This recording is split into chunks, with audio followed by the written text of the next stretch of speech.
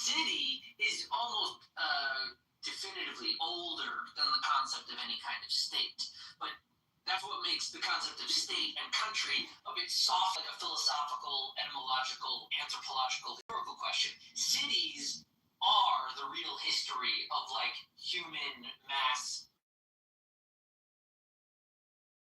organization, right? When they were out in the hinterlands and tribal plains moving nomadically, that was never a state. That was never an organization of any such size. Like maybe they had armies, I don't know. But like that's not over a particular region until you get to state era. They don't have that like conception of like beyond that until after cities come first. First, they have an idea of the cities, these big like hubs where a bunch of the people are. Main streets, commerce, farmers trading their wares, and then like land or regions or realms. All of these are vaguer terms. Like city has been kind of stable as a term as far back as we've been using it. State and country have shifted a bit as we've defined the right of states or monarchies. Oh, you'll get a New York and a New Jersey.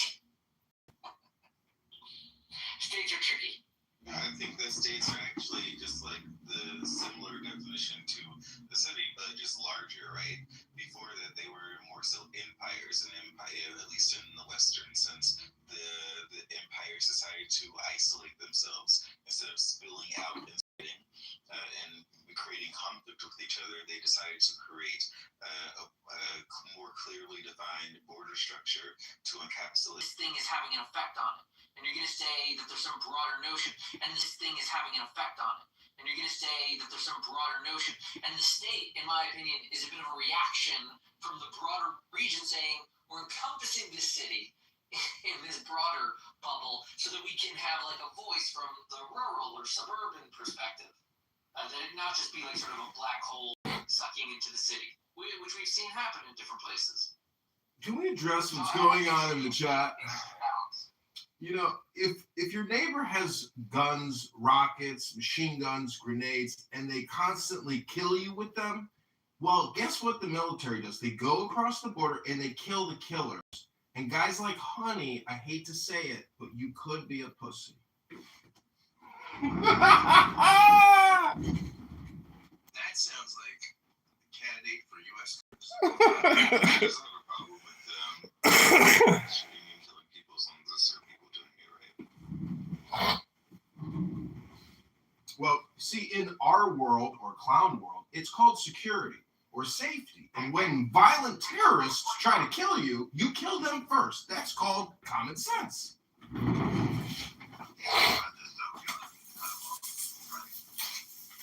And what's weird is that when somebody says genocide, I say, okay, what's your definition? The intent to wipe out a people. So I say, well, Hamas put it in writing, and then they did it. Then they leave the room. Because the facts are right in their face, and they're just indisputable. And I'm sorry about Denise, Scott, but again, if you have a spin, and somebody counters your spin, and that makes them uncomfortable, then they leave. I mean, yes, Trump has many bad things. He's clumsy, he's petulant, he's vengeful, he's egotistical, he puts his name on things. It's weird. Iran is a war against China's proxy. The Islamic Revolutionary Genocide Corps is China's proxy. And we had to give them a big kibosh because China is watching us to see what they're going to do about the Strait of Taiwan. That's what this is all about. And it's hard for some people to think Hormuz. Yes, Iran has tried to close Hormuz before, and they like to reduce The at least the wars around the Spanish Inquisition they're about a similar thing about people in the East cutting off the people in the West, like making from trading with the East, right? Or people in, I guess, what they call the Middle East, in the middle of the East and the West, cutting people off from making those trades. It's about power and control of the current world situation. Yeah, I think the nukes are sort of a side project or issue. Israel is definitely about the nukes because they don't want to be nuked, but definitely about like which side of the world is going to like maintain a dominance and control over it. And when you are possibly going to destroy some a collection of people, especially the more I think that now Bill Maher said, couldn't all the reasons that have been given be true to Josh Shapiro? And Shapiro said, right, and he sort of acts. I mean, I remember that in the 2016 debates when they were asking Trump about gun rights, and they said, you know, that you have to give people due process, you know, with gun rights. And Trump goes, I think you get the guns and give them their due process later. And that's how he thinks, right? I mean, it's not. I don't think he has a conception of what constitutional norms or rights are, or what the liberal tradition is. I mean, he's just. we should have ran a long time ago. We tried to. I want to make a verb out of Appeasement. Appeasement. Tries about it. Negotiating. We tried to negotiate about it for decades. We did the same thing with North Korea. Jason, I'm glad you're here. We tried to talk North Korea out of having a bomb. It didn't work. And it didn't work with the Islamic Revolutionary Genocide Corps. It ain't working. Meanwhile, I mean, one of the big triggers of this war was the people rising up in January. That was a big thing. And then the fact that all the homeless were going to be in one place, we could take out this free leaders. That was a big blow. That was, in a sense, a regime change. Because it's not the same, by the way, it's no longer, run by a religious leader. Now it's being run by, the Speaker of the Majlis, which is their parliament. So yes, the regime has changed. They're in disarray. They're running around like that. It's just weird that the reasons They wiped Israel off the face of the earth. The truth is, these people who say they don't care about Israel. They don't care about the Jews. They would be happy to see the Zionists. your argument when you throw in obnoxious, terrible, but what you say is true. Yeah, they Honestly, want these attacked. that strikes me as a really kind of fun, within like a pro-Palestinian like college campus encampment, responding to and witnessing the nuclear detonation of a bomb in Jerusalem by Iran, and then I just want to see the conversation. Wouldn't that be like fun? What did Dinner with Andre was all about? You didn't understand what Dinner and Andre was about. So this is how you set it up to mix it. So you call them in to do an experiment, right? You say, we're going to test it. And then you say, hang on, breaking news. We have to stop the experiment. You think I do it like a prank on groups of people and I film the results every time? That's pretty smart. I agree with you. That could be done. It could be done. You're right. It could straight up be done like 100 times. Okay, I would do this with you. That would make money, dude. That people on the pro-Israel side come up with and say that is not persuasive to anyone. Okay, and there's a huge amount of effort in this stuff that just accomplishes nothing. It's the same thing with Charlie Kirk's assassination. Absolutely not the Trump pro. But what accomplished nothing. It's the same thing with Charlie Kirk's assassination. It would be damn good television, and I would hate to see it. Well, politically correct in other rooms on this app after Kirk's assassination, they were gleeful, joyful, dancing, celebrating, screaming with joy. That's the same type of endorphin and dopamine response that would happen if people were informed that Israel was nuked. That's exactly what would happen.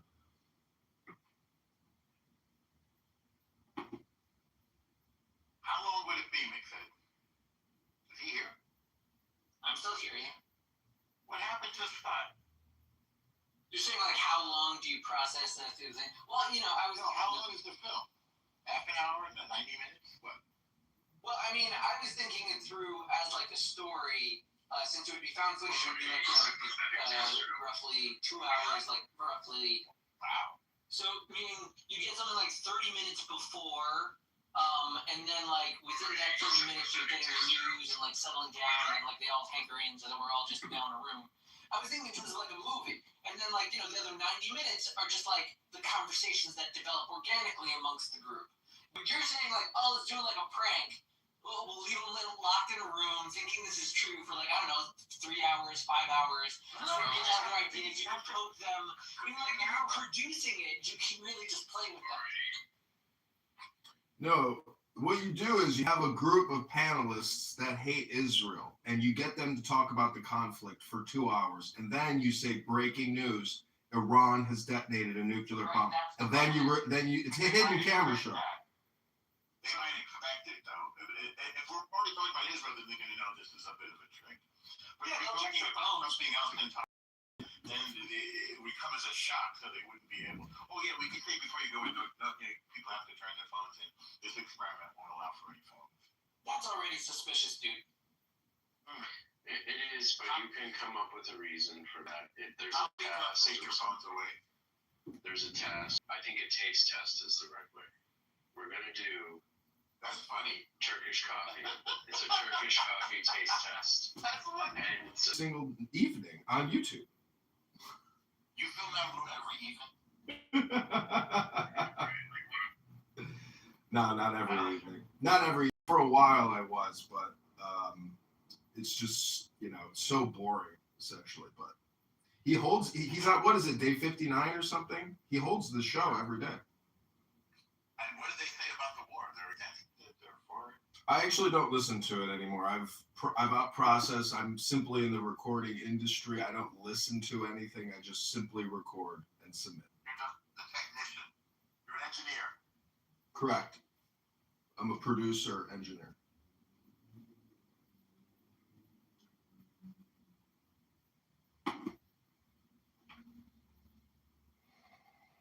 What I don't understand is why, people come in so hot on Trump and say he's a pederast and a cannibal. I mean, are they completely delusional? Like, have you seen any evidence to suggest that he was involved in any of this type of activity? I have not.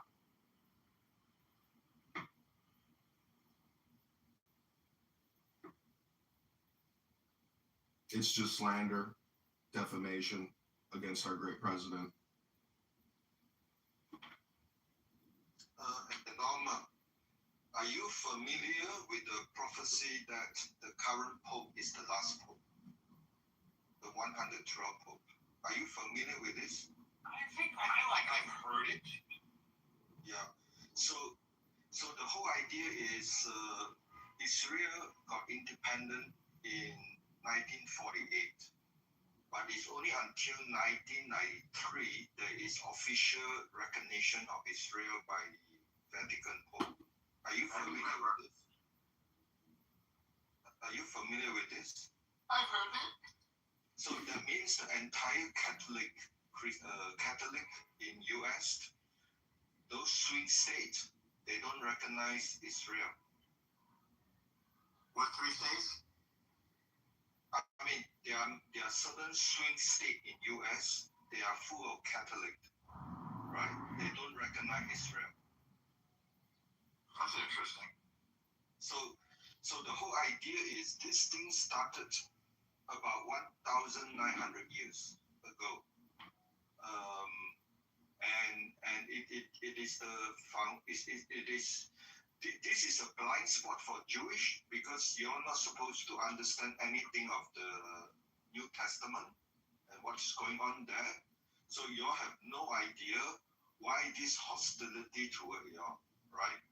So the question now is, according to the prophecy, which is around 1,000 years ago, is this Irish bishop. He had the gift, and he basically predicted 112 Pope, the name. And according to my investigation, many believe they are quite accurate. And usually for the first 111, it's just a couple words, but the last one is a paragraph. and that described the current Pope Francis.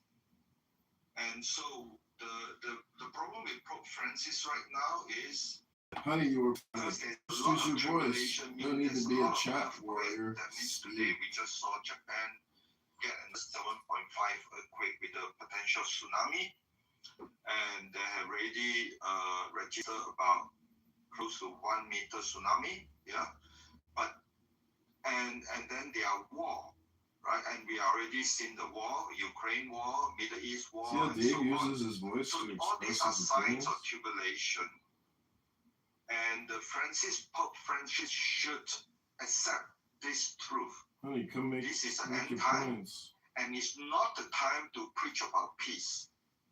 You should only preach about peace after the end time, right? And therefore, Let's hear your grand, we have a contradiction here, your grand right? He's going around talking about peace utopia. in denial that he's the last pope and it is tribulation. His job is to help people to prepare. Honey, come make your points about the reality, believer to history, prepare and for the human end behavior. time, Let's hear and about which your he's grand not doing utopia. enough. Actually, According many to Honey. churches are failing, right? And so very behind schedule, and everything is written in the New Testament. Obviously, if you are Jews, you reject all this stuff, and therefore it's a blind spot for the Jews not to have a better. Hey, Ahmed, mute your mic. And therefore you don't understand why they are, Tucker Carlson and all these Catholic, that is they are brought up in this lack of understanding. Israel is not a physical Israel, and therefore they reject the physical Israel. So it's only 1993 officially they recognize physical Israel, but only until the German Pope Benedict in 2003 he started the whole process of talking about fulfillment framework. That means Israel is fulfillment, and is a direct challenge to many people. I think it could be Scott as well. They are practicing replacement theology, and that has been going on for 1,900 plus years. Hang on 1 second, Dave. I think I find your theories fascinating, but I'm worried that other people may struggle with them because it's a lot to take in. So let me slowly. Yeah, ask question then. Yeah, let me put a pause in it for a second. I'm just going to mute you up. I just want to say, does anybody else want to come up to the stage and share their reactions? Number one, do you think that Trump should resign? If you think Trump should resign, why do you think he should resign? Again, you have to look at it from his point of view because it would have to be. All right, sounds good. Take it away, Randy. I'm going to predict that Trump will not resign. He's not a quitter. He's just not a quitter, and I think yes, I think I think this war, the current war. And I've had people say, "Hey, it's not a war; it's just something, it's something else." Because only Congress is declared one. Yeah, but no, I'm going to call it a war, and he does care about his legacy. He does. I to the point where I think that we hear rumors of one of the Trump children even getting into politics, or more of them getting into politics. So I think he does care about his legacy. I do think that he would love to tidy up this conflict. He'd love to tie it up with a bow, and his idea of a successful war is what happened in Venezuela. They got somebody out, no soldiers died, or no Americans died, and regime change, or he'll call it regime change. That's his idea of a good war.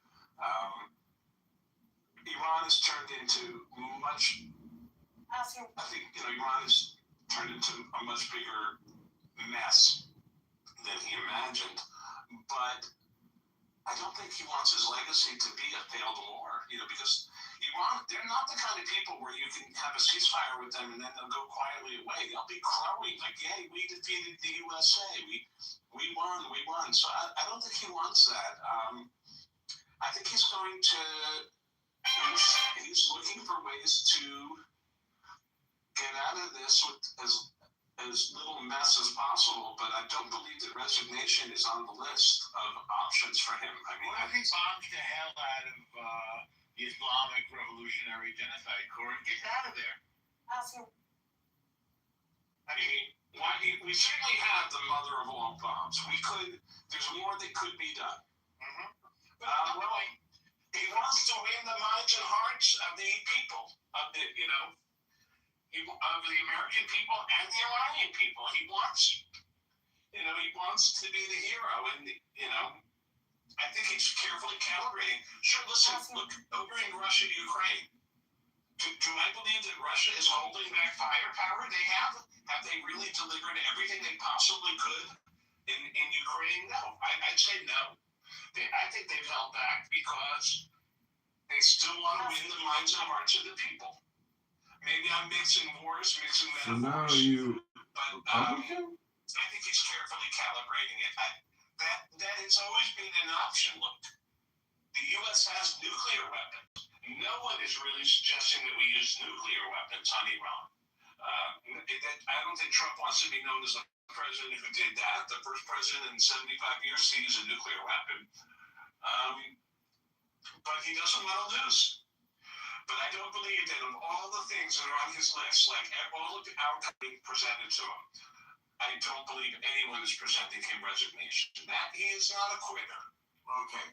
So that was a sort of a spiritual redemption thing. I just want to move it around and make sure, there's a lot of people in the room. Does anybody else want to come and talk about whether Trump should resign? Why should they resign? What's that, Johnny? Johnny boy? Allah Akbar. What he should do is, Hi, Randy. Fucking guys. He should keep my name out of your wife's mouth. Okay? You know what, Randy? Keep my name out of your wife's mouth, sir. Okay, let's not. I don't want to scrape the bottom. Okay, listen, here's the thing. I think what Trump should do. You know, Randy means in Hindi prostitute. Randy? You seem to like saying my name. Thank you, sir. Can I jump in here? Yeah, I love these too. We love that. Okay. It would be great if he would resign, but he doesn't have it in him to resign. He will go down screaming the same way that the Islamic Republic will go down screaming. Neither of the two are willing to give an inch. Neither of the two will resign. If Trump resigned, it would be Vance. Would that be better? I mean, I think Vance has more experience, but I don't think it'd be better. I think all three who are in line to become president wouldn't be better. I think we're in a really bad state right now, and I don't know where we're going to go from here. And if Trump uses the nuclear bomb or flattens Iran, the people in Iran are not going to be happy. Right now, we've killed the top supreme leaders, but now the IRGC is in charge, and they're far worse. Same way as the MEK would be far worse. So we're in shit right now, in my opinion. Now, you're maybe the only person this morning, one of the few people who understand that previously was a theocracy, the theocratic layer, that's hard to say. The theocratic layer has sort of been eliminated, right? That was the supreme leader and the mullahs. So now we're in a slightly different position. Could you help us to understand who this Islamic Revolutionary, I call them the Genocide Corps rather than the Guard Corps, the IRGC, but could you help us to understand what is this IRGC and why is it even worse than where we were before? Well, I mean, I don't know for a fact because I don't know exactly. I think Ara should know more, but I think a lot of people in the IRGC are not actually Iranians. Neither were the supreme leaders. But they don't give a shit. None of them give a shit about Iran. Who are they? They could care less if Iran was bombed. Are they from Africa? They don't care. They don't care about the country. The people do. And the people want this regime to change. They want the supreme leader's gone. They want the IRGC gone. They want their freedom. But I don't know how they're gonna feel if a nuclear bomb is used. I mean, how would we feel, right? Let's back away from the nuclear bomb because hi, brother. Nobody wants to use a nuclear bomb because that's going to start a nuclear war in the end of the world. So let's say we stop short of that. But we are talking now about escalating. We've moved tons of troops to the region, and Trump is governing under what the madman theory. Maybe you knew this, Hope, which was originally pioneered by the great, and I say that ironically, Richard Milhous Nixon, who Kissinger would go around saying, listen, I don't know about this guy. He's a little crazy. He'll do anything. Which is why we've moved all those troops to the region, even though the country America really doesn't want to see troops on the ground. But, the idea is, well, Trump will do it anyway. It's his last term. And Trump is capable. Iran, do you think we should escalate, Hope? I mean, I think the only way we can get rid of people that are there now in charge is to have This president in America in history resign. That's one. Two, there's talks that he's running a third. If he says it, I believe it. You know what I'm saying? And three, the 2020 election was rigged, and they about to do something. Okay, you love Trump, in short. Yeah, I fuck with Trump. Well, and now, is it fair to say, may I be so presumptuous to say you might be an American black man? Yeah. Yes. All right. Okay. Zeigazan. And tell us, why, as an American black man, you love this guy? Because I'm not just like most dumbass, stupid ass black people that don't know shit, that just want to be a victim all day. And I was born in Haiti, so I don't think all these vaccines, they didn't shoot my mother with all these vaccines, clogging my brain, judgment and shit. But yeah, I fuck with Trump because I see the good shit he's doing. I'm logical, so I resonate with logical people. Why wouldn't you need an ID to fucking vote? What sense does that make? If somebody doesn't like that, then those people probably cheat and try to cheat during the elections. Why would anybody closing the borders or just doing what we need to do, fixing Obama's bullshit mess while giving Iran money, giving Iran money and shit with Hillary Clinton's uranium bullshit. We didn't give Iran the money. We gave Iran the money that belonged to Iran. It didn't go to the people. It went to the government, but it's money that belongs to the Iranian country. Listen, here's the thing, right? It's hard to tell. People love to say that it belongs to Iran. Bro, it's that's the most. I'm Iranian. That money belonged to the country. It belonged to the people. Listen, bro. If I have money, if I have money, right? If I have $100 million and I owe you money, and you're talking about you're gonna kill me, right? It wouldn't be best to give you the money, One, and plus the thing, do you understand about this deal is these people got funded back the money, so they paid Iran money, and Iran just paid it back under the table just to pay corrupt government politicians, bro. Y'all don't know what's really going on. You know what's really going on? Yes. I don't know. You don't seem to be able to speak very eloquently. I don't know. I'm just distracted right now, but if you think that, if you think what's going on a surface level is what's actually going on, you're somebody we call cheap. You guys believe in surface level. You guys always believe in the story you're being told, but have no discernment to understand what's actually going on. And I really, you people should stay out of politics, because when people argue with you guys take something like, oh, it's a race. You people, yes. Do you mean white people? No, just it doesn't matter the race, bro. I'm not talking about race, bro. It don't matter the race. It's anybody that, for example, we owed Iran that money. See, you're in competition. I'm not in competition with you. All right. Let's keep it really friendly and true. Right. She's I hate to everybody. I hate women on Clubhouse because hope needs some more fucking hope. Because I hate women on Clubhouse because they're always feminists and they always think that.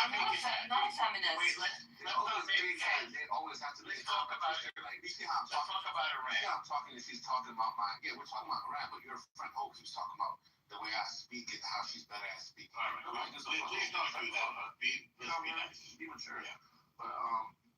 But these people always think the surface level shit is what's actually going on because they have no discernment and judgment to actually figure out why these things are happening, why Trump says it that he says, why does Trump joke around about Obama and Hillary Clinton being arrested, why does Trump always criticize the deal Obama made with Iran, why, and they think that everything, they think they're told everything. You guys are not told everything because you guys are idiots. So you guys have to believe the surface level shit. But Cash, have you been told something that we don't know? I've done my research on things that I know are facts. It's called intuition. Yes, I know. I know a lot of things that people, well, I would say you don't know, you just don't want to believe because the government didn't tell you themselves, right? Or there's not a document behind it, you know? So there's a different type of people out here. You know, some people just need that .org or they need to hear it from CNN and they don't understand what they're being lied to. I can't argue with people that don't understand they're being lied to.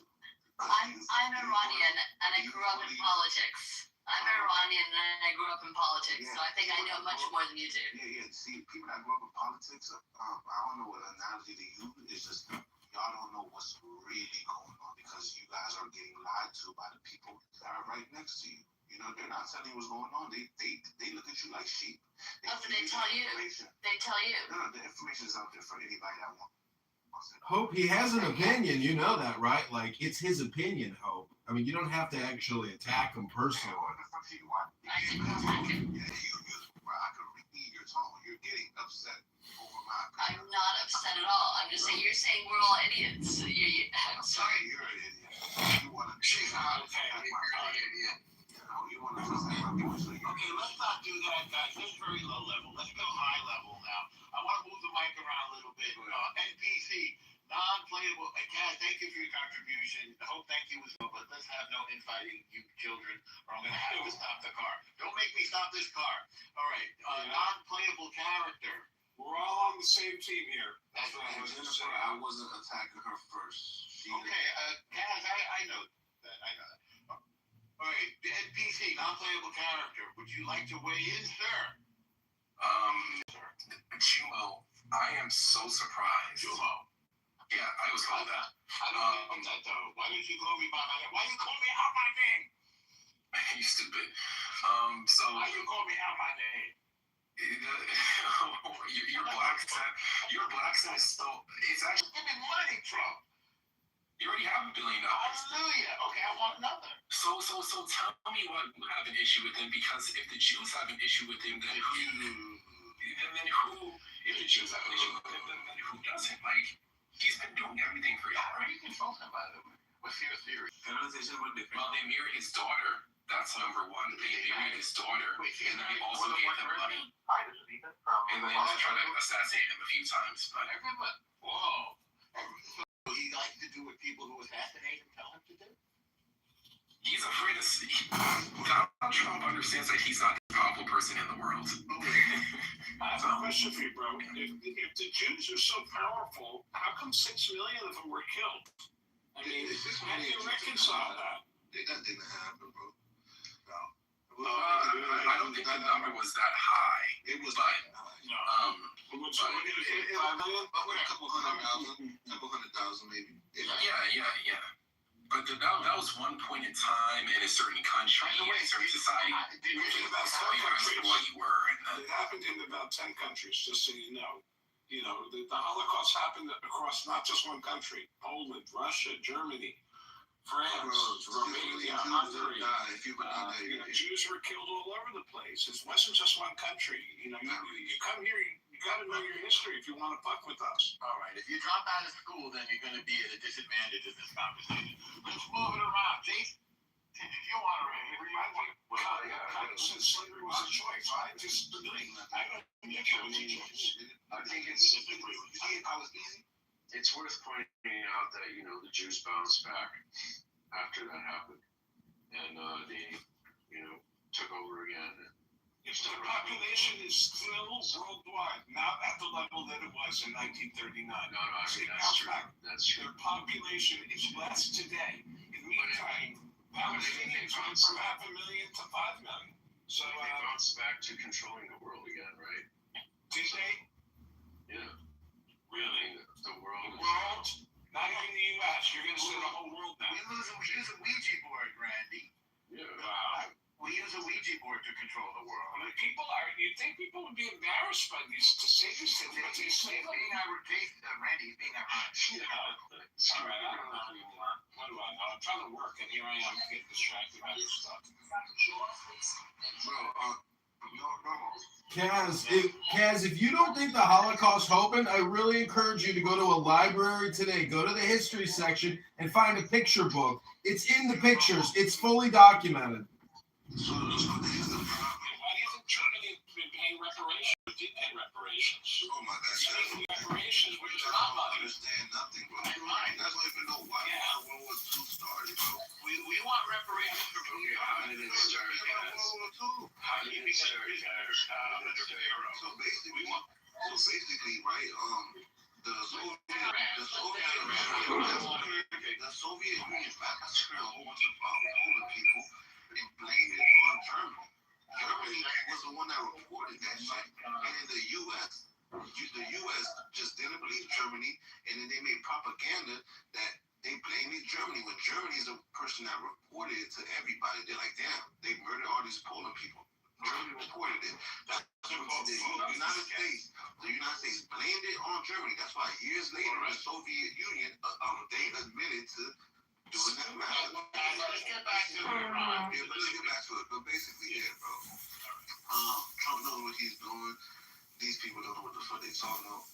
And you can't say because he's helping Jews. Now Jewish people are bad, but the bad people are Jewish, but now all of them are bad, bro. Yes, the cause of all the world's problems are the Jews. Not every Jew is responsible. You know what I'm saying? I stubbed my toe yesterday, and I'm pretty sure it was the fault of a Jew. And it still hurts, by the way. And I want reparations for that. All right, Al, what do you have to do? How would you like to weigh in now? Al, you just skipped over me. Oh, I didn't see you. You can go next. Al, do you want to go or you want Tadai to go first, Al? I would love to hear the talk go first. All right, there you go. This is some highbrow conversation. Yes. Yes. Okay, so to answer the question, should Trump resign to be redeemed? Yes. Thank you for getting us back to the topic. You're welcome. I don't think there's any redemption from Trump.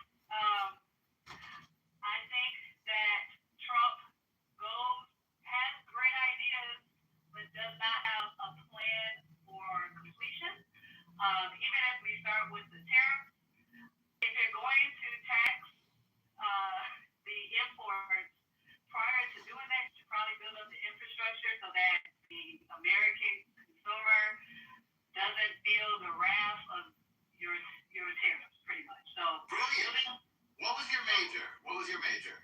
Psychology. Very brilliant. One of the most brilliant analyses I've heard on Clubhouse, period. Keep going, please. You're welcome. As far as the war in Iran, I just think, again, it's just a uncompleted plan. I think what needs to happen is it should have been like years. People knew that if you were to attack Iran, you would have to deal with the Strait of Hormuz. That was just part of it. So, I don't know what could have been done, but I just know that there needed to be a better strategy. And the only thing that I would have to say is that if Israel and America are allies, they both have to be on the same page. And from what Marco Rubio said, that the only reason why they attacked is because Israel was going to attack. So before they got attacked back, they attacked Iran. Whatever the PR campaign is terrible, and it's making the American people really distrust government. And when you lose the people, you lose those who are going to put the people in power to move forward with your agenda. So I just think that there's no redemption for Trump. He just needs to rethink his strategy. Well, I want to clarify something about Rubio. I mean, Trump, Rubio, and the Minister of War, Pete Hegseth said during the negotiations before the war that there were 4 demands that the U.S. was making, and that was no nukes, no ballistic missiles, no terrorist sponsorship, and no attacking your own people. Those, like, you could call them the 4 no's. And as a person with a larger than average nose, I like that designation, the 4 no's. And then when somebody said to Rubio, as he was sort of in transit getting off a plane, why now? He said, well, I mean, Israel and the U.S. were sharing intelligence, and Israel thought this was an opportune time, and that if Iran responded, they hit American bases, so it would be better to do it this time. And U.S. because we share intelligence. So the idea that Israel dragged us, and I think is sort of a misunderstanding of what Rubio said. But the reasons for the war start with no nukes. That's clear all along. We've been working on no nukes in Iran for decades, really, and they've proven themselves to be unreliable and diplomatic solution to this problem. Same way North Korea, as somebody said yesterday, one of the admirals, North Korea also was incapable of negotiating about not getting nuclear weapons. So, I mean, I think nuclear non-proliferation, I think, is essential here. Somebody else pointed out yesterday, by the way. They said, social media is to blame. We rarely hear that people ask you one final question before I let you pushback is again, because the PR, it has been all over the place. The messaging, just the American government, when it comes to saying one thing and meaning something else, they're good for that. So you've lost the trust of the American people. When we were back in June and Trump. Later, it's 50 days later. Isn't it fair to say that they're rebuilding, or that we didn't get all of them? Well, Is it has to be so literal? Because there's some reports that said that there's some reports that people are saying, and again, this is what's in the news. Some people are saying the CIA said that they didn't have the capability. Some people are saying that they do have the capability. It's just been all over the place when it comes to. What is their intent, though, Tada? What's their goal? Their goal is to get a nuclear bomb and deliver it with a ballistic missile. That's their goal. That's their security package. Tada, you're looking at it from an American perspective. Look at it from their strategy perspective, and you'll understand why America's doing what it's doing. Alistair, with North Korea, they didn't do anything with North Korea. They didn't do anything with Pakistan. They haven't done anything with all of these countries. They're going for the same goal. Even if it's considered, but now we don't have beef with North Korea. Everybody is playing nice. So it seems like we do have beef with North Korea. Well, not to the extent. No, we don't, bro. We're not information. Not to the extent. I can read you what the sanctions are. Nuclear Iran is a must. But that's what they told us about. They told the same thing about North Korea. This is absolutely a different whole ball of wax in North Korea. No, they told us the same. I don't know what y'all been listening to, but they told us the exact same thing about North Korea. They said North Korea cannot have a nuclear. We haven't heard from Valiant. It's not just comment one thing over here. Comparing North Korea and Iran are 2 different balls of wax. North Korea quite literally wants to be left alone. Iran wants to rule it, like, bring the end of time. Did you understand the difference? Like, we're talking about religious fanaticism. They will murder 40,000 of their own people in weeks to this end. It is not the same. I'm wrong. I don't disagree with you on this, on some of the urgency. I think, which is all the more reason the messaging is important. I think in an America that is war weary from Afghanistan and Iraq, and is much more skeptical, I think had something like this happened after Iraq won, you wouldn't see nearly the pushback, right? Because after Iraq won, America was capable in its ability to exert its military. I think to get the American people behind stuff like this, and where you look at the polling, this is not popular, you've just got to be that much better at messaging. And maybe you shouldn't have to be, right? Maybe people should be less emotional. Maybe they should have more rational memories, but we don't, right? And so I think this is what the limits of Trump are. And as Norma said, he's maybe the man of destiny and things, but when you message poorly, when the reason constantly changes, it doesn't seem urgent. It seems chaotic. And I think that the administration has some responsibility for that, to clearly communicate and rally the populace that's, again, really skeptical of intervention. And part of the reason Trump was elected was because he got interventionists, right? Twice. So and you can change that, but Iran has always been radar, in particular, and every administration. I'm not denying it. Brand new. That's the trouble. You got to be persuasive, and he's not persuasive, and that's part of I also think there is a faction of people that. I mean, he could end cancer, and it wouldn't be good enough. I really do. I mean, sure, but the level numbers. But Iran has always been our enemy.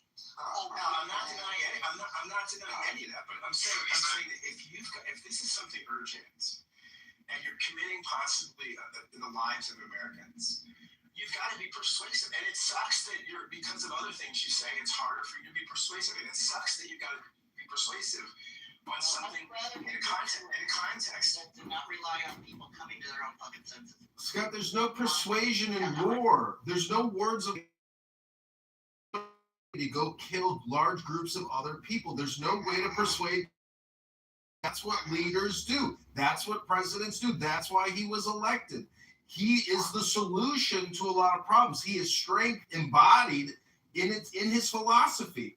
And the truth is, that's the way the cookie crumbles. And a lot of people just don't like reality. Hate to tell you the facts of life. Hello? Hate to tell you the facts of life. Hello? There isn't any way. Americans are dumb, but they're not like. They can still breathe and they can still go outside and they still. Well, let me land with the idea. I want you to go on for. I just want to mention you made a Marvel Comics reference once to Sam Hill. I think that's very cute. Am I right about that? Yeah. Oh, beautiful. Okay, that's all I wanted to know. Yeah, you guys know media. That was a little jabri. I'm the only one who got that. Go on, and I take credit for that. So what I don't understand is that it seems I've been watching you guys ever since we used those B-2 bombers and we bunkered the bunker. Watching you guys? You mean looking at the news? I thought that after we used the bunker busters, you guys would be happy, but no. After we used the bunker busters, we went into y'all's rooms and y'all were talking about regime change. I was like, what the fuck? So I'm listening to y'all, and you're talking about messaging.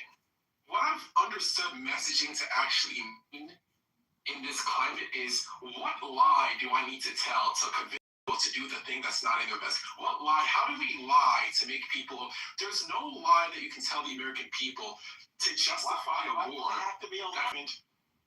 So what excuse are we going to use now? What excuse are we going to use to fuck up the world's economy? What excuse? According to religious ideology that distinguish North Korea and Pakistan from the Murrah regime. Point. Period.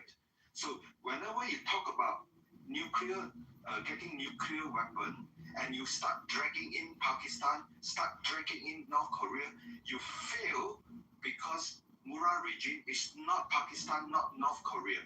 Since 1979, they only have one mission: to drag the whole world into chaos, and that's what they have been doing. And Fox News fails to deliver that, and Democratic media refuse to talk about that. That would mean their entire political correctness will crumble, right? So this is where we have to address. Interesting.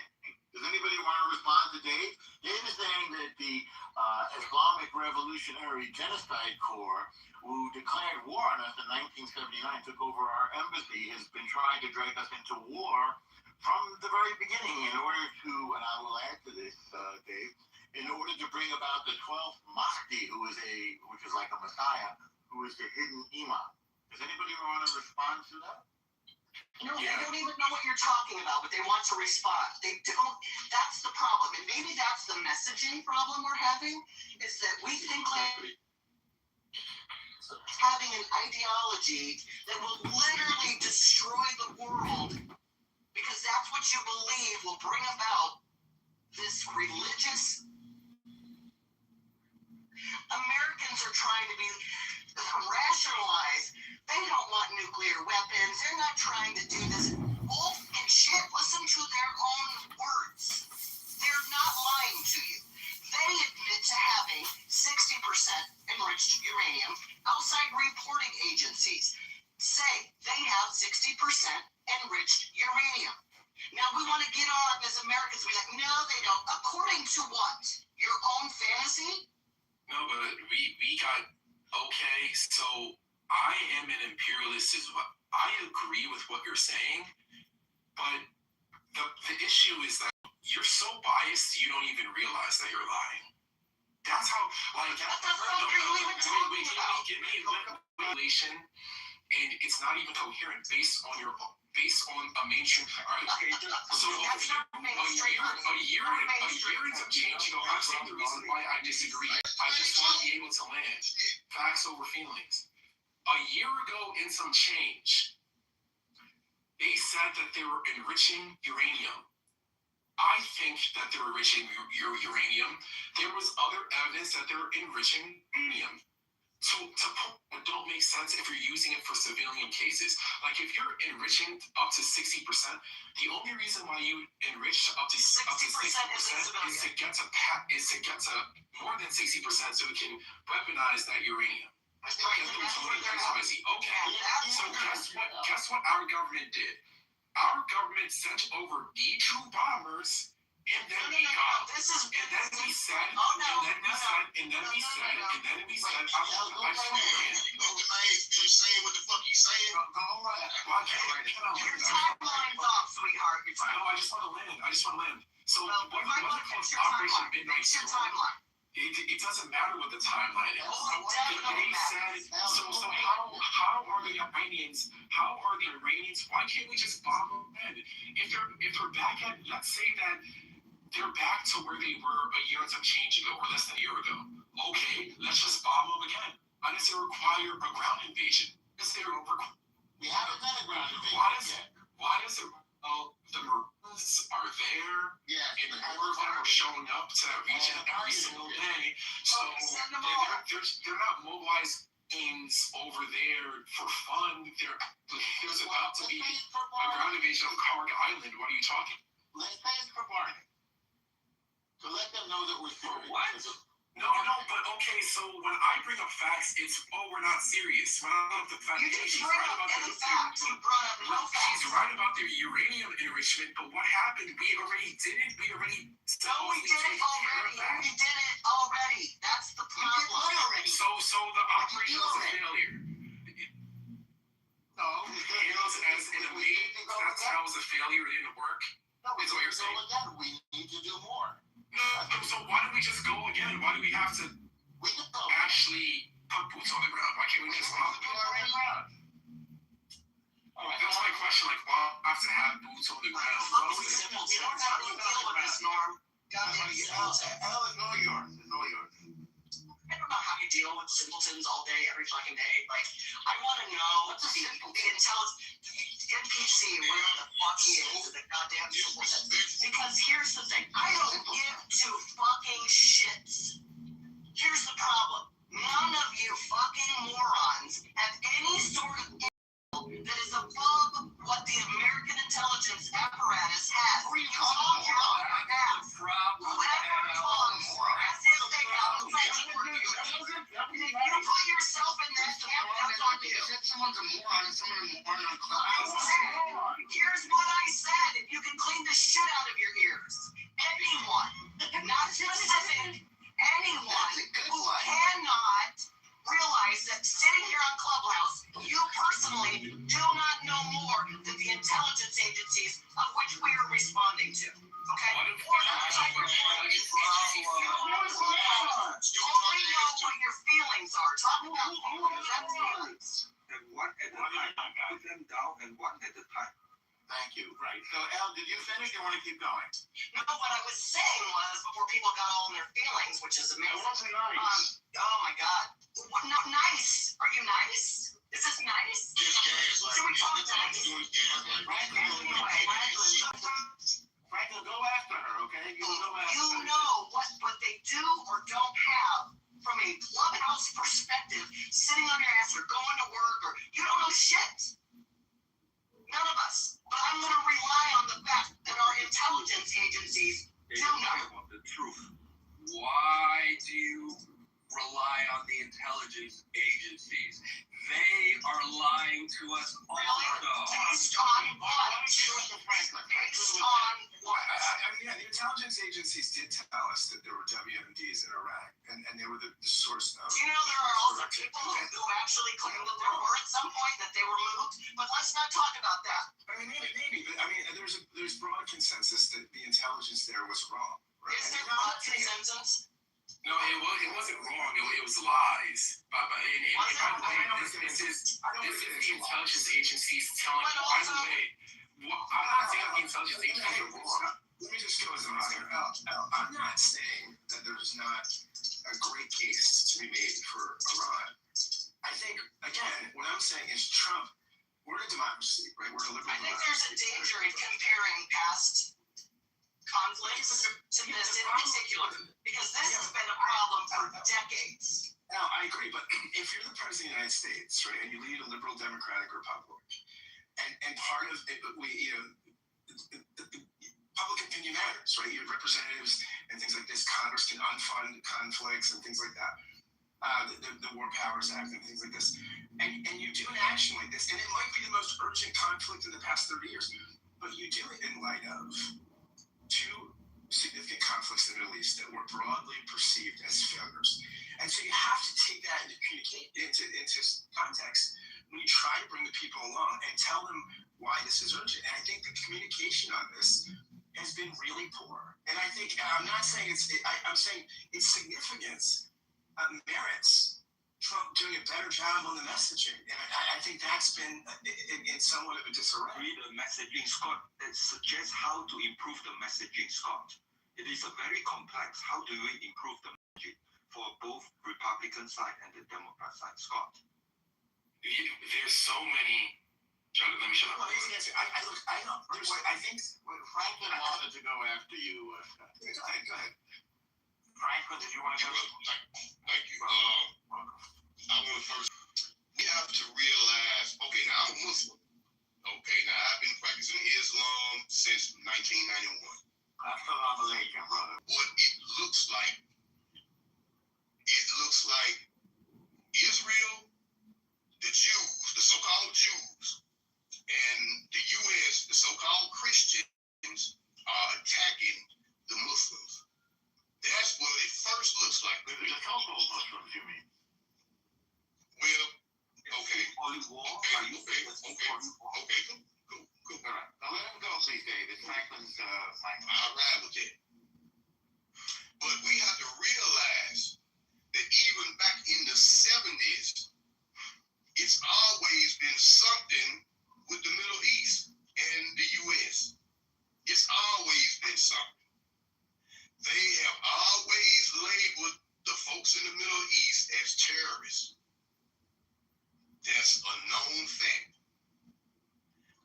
You don't see them over here attacking the U.S.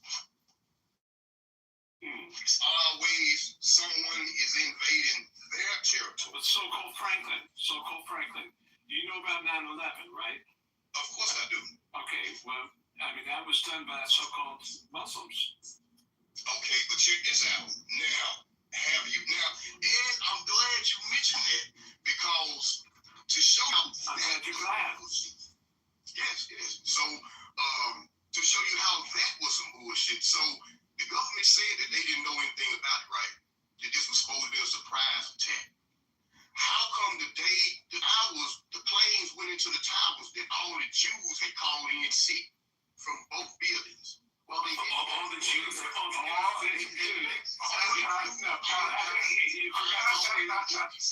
forgot to say the so-called Jews. The so-called Jews. Okay, right. The so-called Jews called in sick. Well, wait, Franklin, do you know what Cantor Fitzgerald is? Who? Cantor Fitzgerald. They're an accounting firm. Interestingly, the former CEO of Cantor Fitzgerald is in the Trump cabinet right Fitzgerald is a accounting firm. You maybe can tell from the name, Cantor, that it's made up largely of Jewish people. They were on the top floor of the World Trade Center, and they were all wiped out, including the brother of Harold Lutnick, who is now in Trump's cabinet. So it isn't true that all the Jews called in sick. In fact, Jews were one of the main victims of this terror attack by Al-Qaeda. And we should keep saying so-called, Norm. So check this out. Basically, is the denial. But what's the point of repeating facts to a person who doesn't operate on facts? It's just like. Okay, all right. Now check this out. Now, if you watched Dayland, 2020, and all this stuff here, the amount of footage that they had. If this is supposed to be a surprise, why did they have all this footage? They showed Muhammad Atta leaving his apartment, stopping by a bar, getting a drink, getting a prostitute, going across the street to the little hotel, and then before he went to the airport. Now they got all this footage. The day the planes flew into the building. What position did he have intercourse with her, by the way? Can we not entertain this before? We have other people who have like Dave was asking amazing questions. Like, can we be in reality? Yeah, can you be in reality? If you know, if we want to get back to Iran, should Trump resign? Should Trump resign, Franklin? I would happen to say yes. I feel that he should resign because he's a loose cannon. I agree with certain things that he's doing, but not all of them. I know that nobody's perfect, but as far as dealing with foreign relations, I feel that he should resign because he's a loose cannon. And by the way, what do you like about what he is? You don't like me asking. Well, his view on getting the illegal immigrants out, the illegally, because I know, I don't believe in the method that he's doing it, but I believe in the policy that getting these folks out that are not supposed to be here because they're taking benefits from people that been here their whole life. Yeah. So I agree with that. Anything else you like that he's doing? Not in particular. All right. Well, thank you so much for your submission. I'm glad you got to weigh in there, because you appreciate it. Now, somebody wanted to go next. Who was it? You're welcome. Thank you as well. Is it Beloved? Did you want to weigh in? We haven't heard from you yet. Beloved? Going once or twice? Please. All right. Hang on. By the way, Norm, this was a lark of a room that I opened up this morning. Look, we've had 1,200 people come to the room and 69 people now, all wanting to weigh in on such a provocative article. What an interesting turn of events, my friend. Great title, Scott. Appreciate your messaging, which Scott talked about. Can we talk about how to improve the messaging, right? So, as I say, the root of the problem is the majority of American has no clue. There are two fractions of Islam called Sunni and Shia. Okay, and Shia is 15% and Sunni is 85%. And since 1,400 years, Sunni, the 85%, has been systematically trying to eliminate the future prospect of Shia. And for the minority Shia, 15%, to survive, they have to do all sorts of unimaginable survival skill. One of it includes taqiyya, that means to lie and to tell everybody, I'm not Shia, I'm Sunni. That is point number one.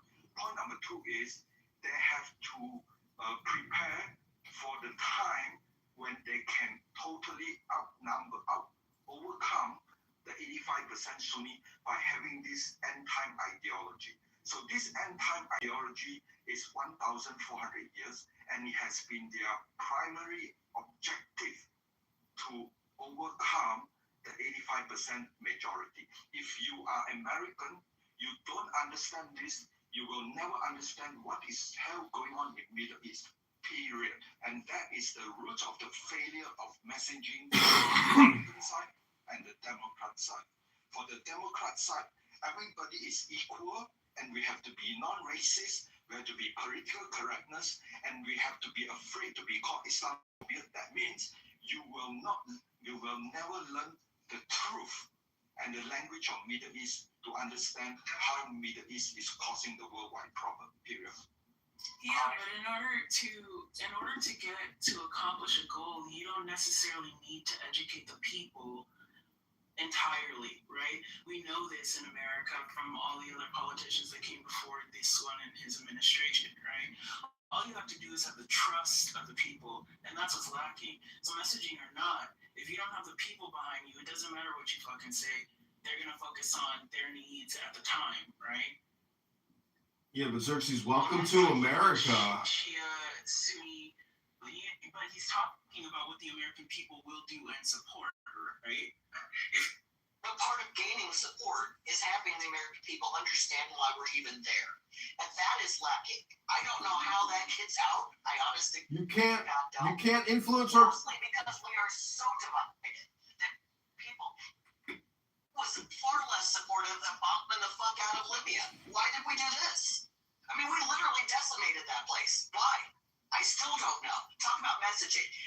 It's not just America, it's Europe too. This matters a whole lot more. If you ask me, this is a whole lot more America first. It matters a lot to since you. World War II. It matters to you because it affects. No, it matters to the world. It matters to your world, but. Well, I mean, if you like nuclear war, I guess. I'm talking. We're talking about. Listen, we're talking about Dave. You just got finished asking and answering questions at the same time. Like every single response that I've heard is complete. Nothing is grounded in reality.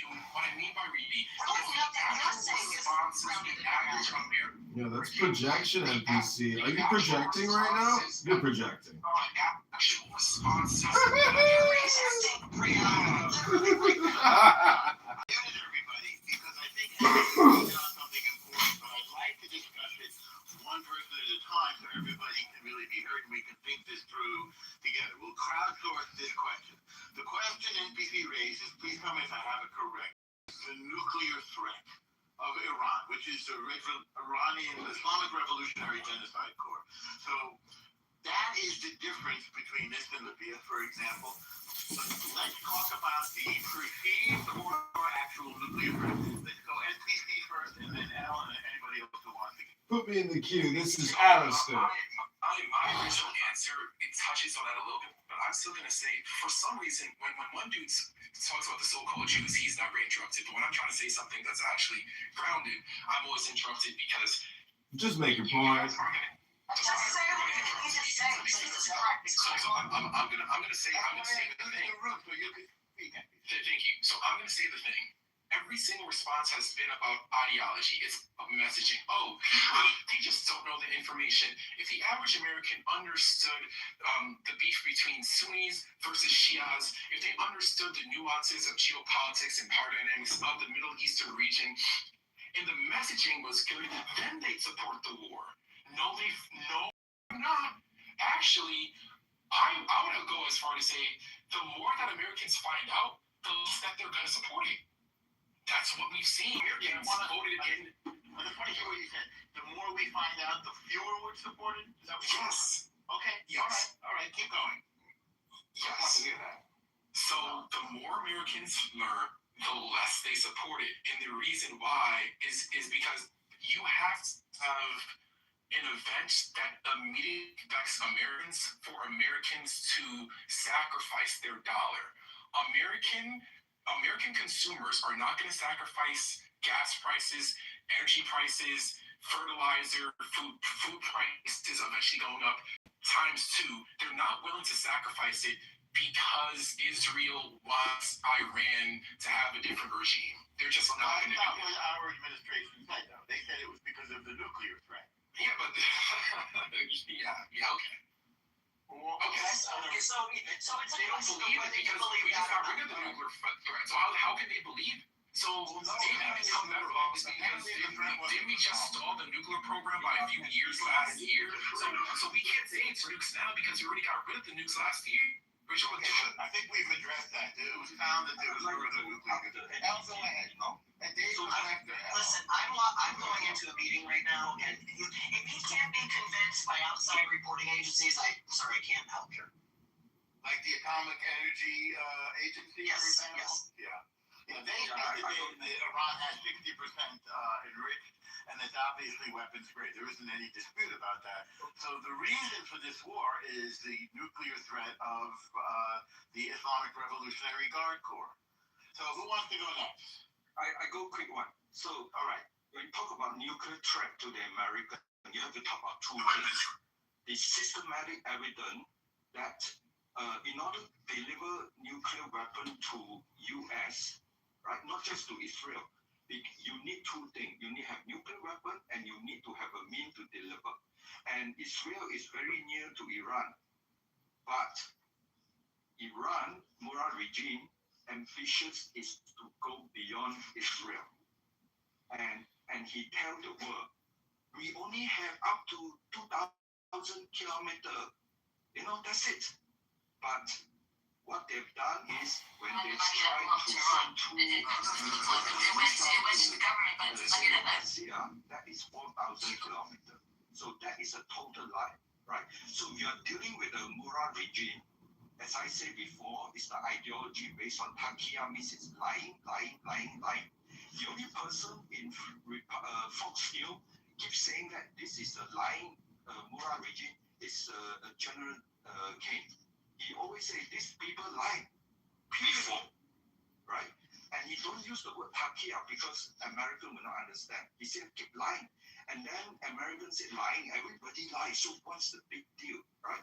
So in order to get to America, the Murad regime continuously work with North Korea, use their technology to keep increasing the range. At the same time, lying to the whole world, especially MPC. Whatever truth you say, MPC will not accept it because he lives in our world, his world, right? And his world represents the entire America. One person represents the entire 300 million America. But that is not the whole world. The whole world is 8 billion people. And they all can see the truth.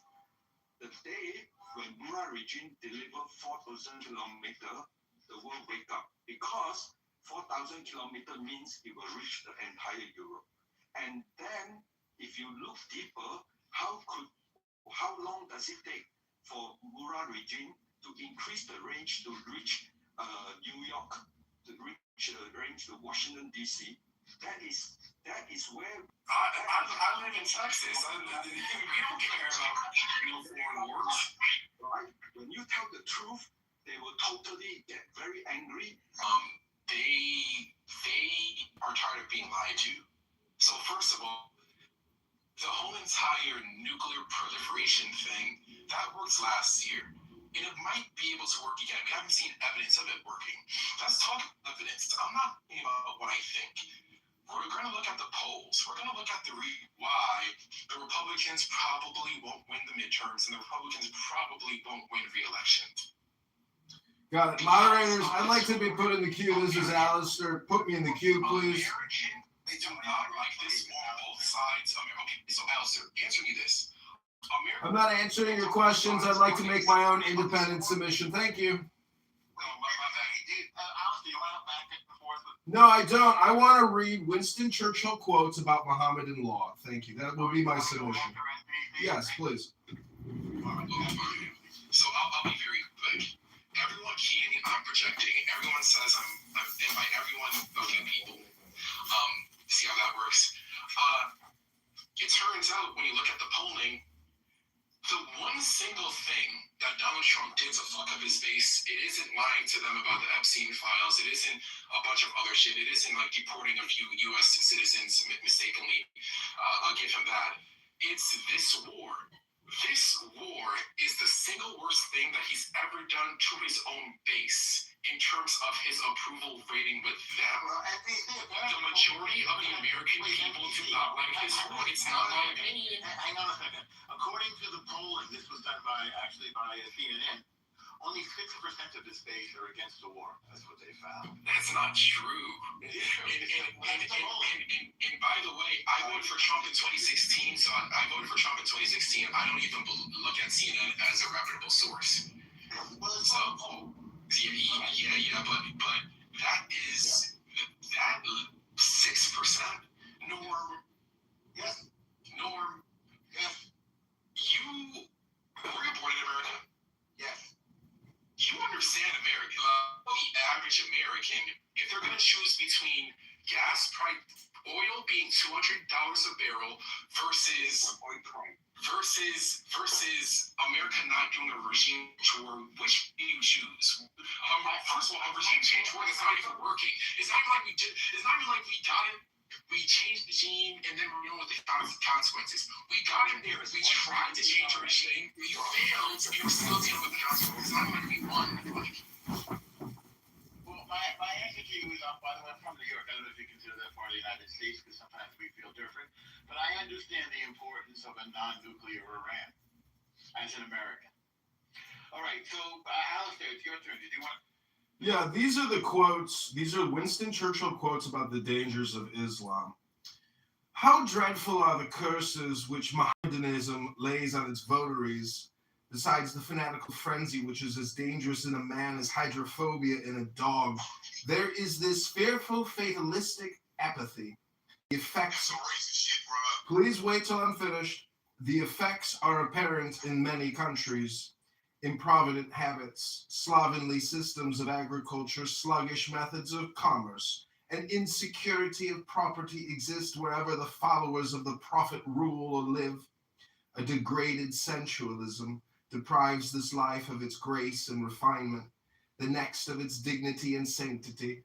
The fact that in Mohammedan law, every woman must belong to some man as his absolute property, either as a child, a wife, or a concubine, must delay the final extinction of slavery until the faith of Islam has ceased to be a great power among men. Individual Muslims may show splendid qualities, but the influence of the religion paralyzes the social development of those who follow it. No stronger retrograde force exists in the world. Far from being moribund, Mohammedanism is a militant and proselytizing faith. It has already spread through Central Africa, raising fearless warriors at every step. And were it not that Christianity is sheltered in the strong arms of science, the science against which it had vainly struggled, the civilization of modern Europe might fall, as fell the civilization of ancient Rome. Okay, now check this out. So, you just read from Churchill. Okay, so you just read some, my opinion, some racist shit from Churchill. All right, now. Well, it was against the religion, not against the race, to be fair. Okay, so keep this. The KKK call themselves the Christian Knights of the Ku Klux Klan. So what you got to say about that? They're disgusting people. I think we agree. Muslims still be hating other people. KKK is the history. No, KKK is a group of people claiming to be Christians. People claim to follow the Bible. And have been killing my people for centuries. Yeah, they're terrible. By the way, the Jews put them out of business with the lawsuit, Maher Steve. I don't know if you knew that. They had their little bankrupted because of that. Okay, so why? Yeah, Franklin. Franklin, I can answer you. We're Americans, Franklin. We're not British. We declared independence eternal and forever. And as Americans, we are all brothers. And I'm not reading that to try to spread hate. I'm trying to actually frame Islam in the way that Winston Churchill saw it in the 20s, serving in the Boer War. It was his observations about their laws, because there are Napoleonic laws, there are Mohammedan laws, there are Thomas Jefferson laws. And I'm just saying that law is the joy of the law is strength. And that's why we voted for Donald Trump, because I think we have been lied to for 25 years personally. But I think Donald Trump as an executive and as a manager was the best option at the ballot box. Kamala Harris, Tim Walz would have been epic failures for global security, American security, and for our well-being economically. They are incompetent fools, and Donald Trump is a superior intelligence to those incompetent fools. I am complete.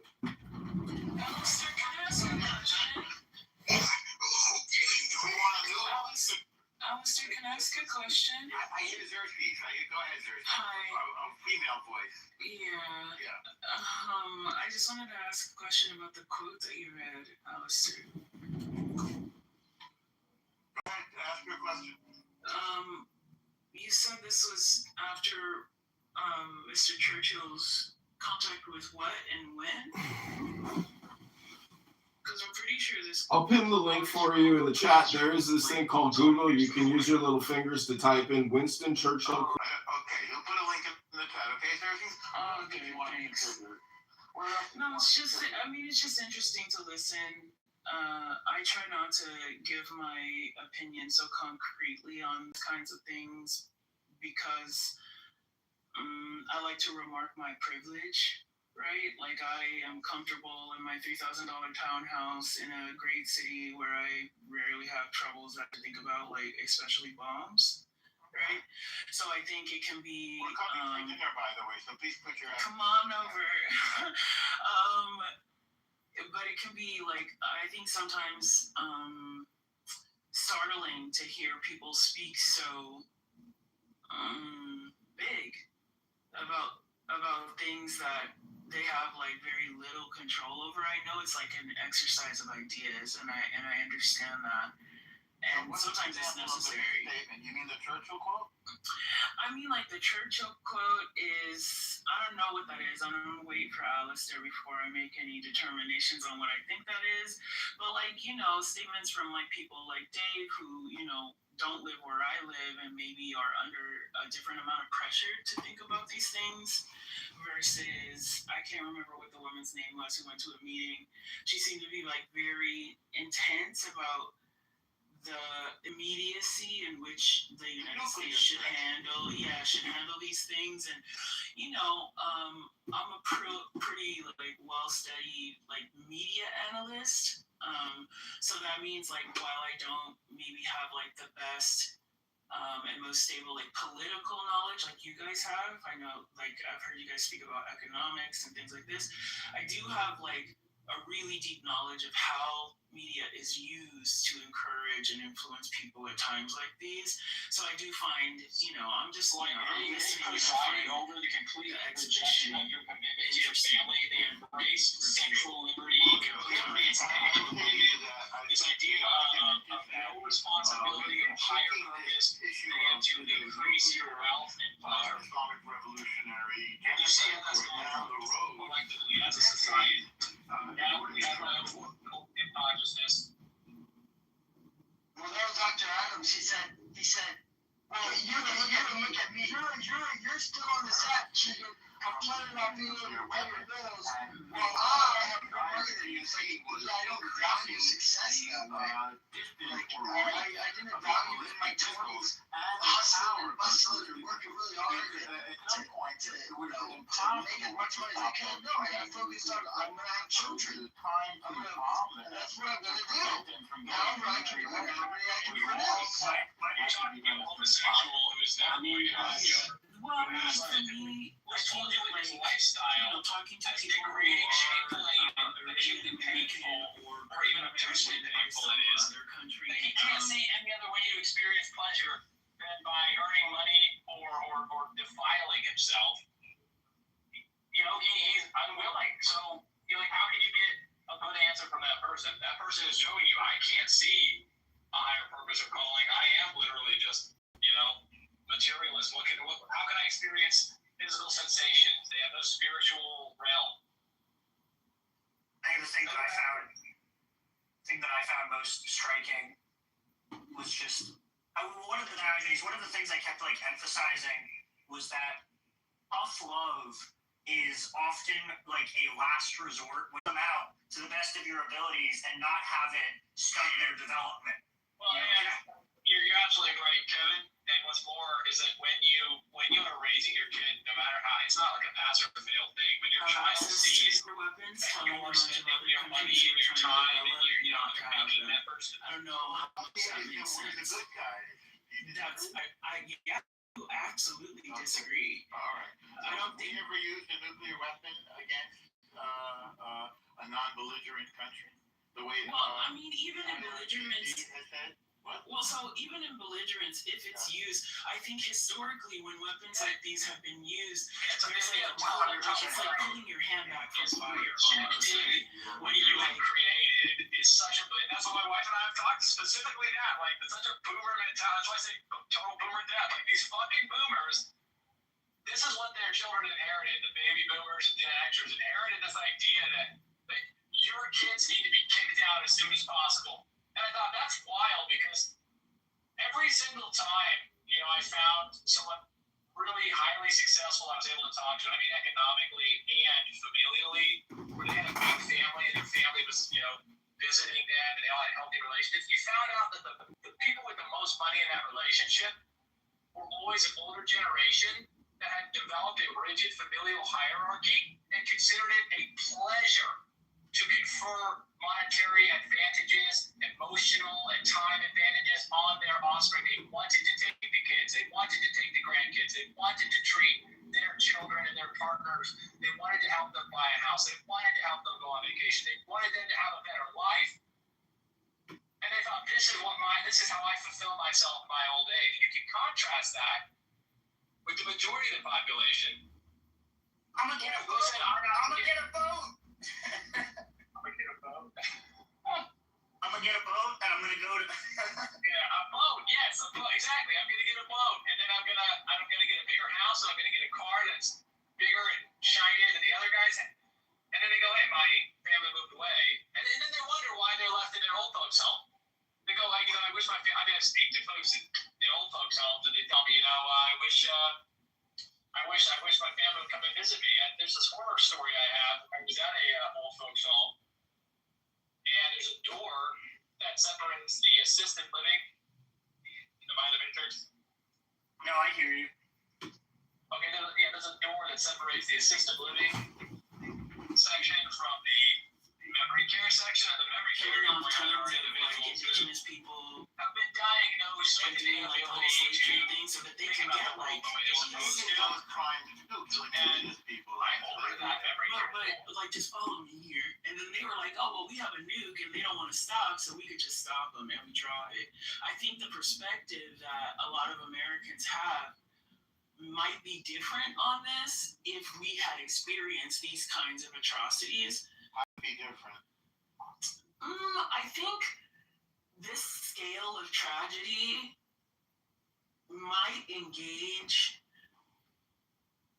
future generations in thinking clearer about the scale of what is possible, right? And I don't think that the United States doesn't do that. Which is the tragedy in that sense? Like Nagasaki, or you know what I mean? Like, so like if that happened on our land and we knew it as our American selves, it was taught to every generation after, we grieve it. It's a part of us, despite being. You're anti-genocide, right? I'm sorry? You're anti-genocide. I mean, as much as I am misanthropic and absolutely hate the flesh bags that are called humans, I am anti-genocide, yeah. I hate people. I do hate people, I really do. I think her primary argument is this. Russia, France, UK have nuclear weapons. This is totally unfair based on political correctness, human equal right. Every nation should deserve the right to have nuclear weapons. That is. I don't say this on this argument, right? I think that we got Ukraine to disarm, right, with regard to nuclear weapons, based on our commitment to protect them from Russian aggression, which Trump is trying to waffle on, right? And so, with the example of the Ukraine, and that the Ukraine can't count on the United States to honor its commitment.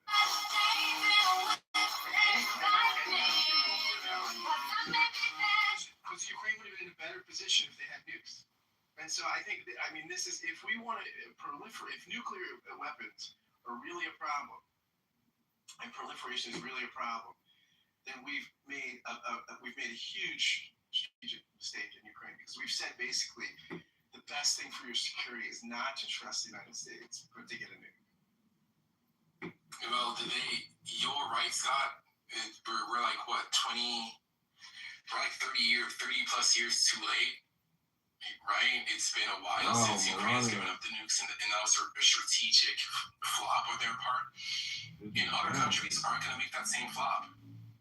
Every single country is fully aware that if you're not too big to fail, the only way to protect you from the United States is nukes. In terms of America's ability to bully you, I'm a child of the empire, so when America bullies and it benefits the people, I don't mind. But I was saying, in terms of like the geopolitical conversation, having nukes is really the only way that if Iran gets nukes, which they won't, but if they did, I would be afraid for my life. The entire point of nukes is that you don't have to use them. If they ever use them, they wouldn't exist, and it would be justified.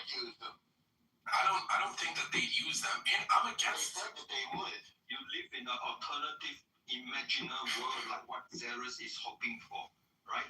So Melania, Peyton Hand, Illuminati confirmed Trump is married to a European Illuminati priest. I'm not even saying anything that bad. Like I'm literally, what I'm saying is a little bit nuanced. People racist. No, but why when I speak left? But I'm not used to being cut off in this room. Like, this isn't like a troll space, so why can't I just finish an idea?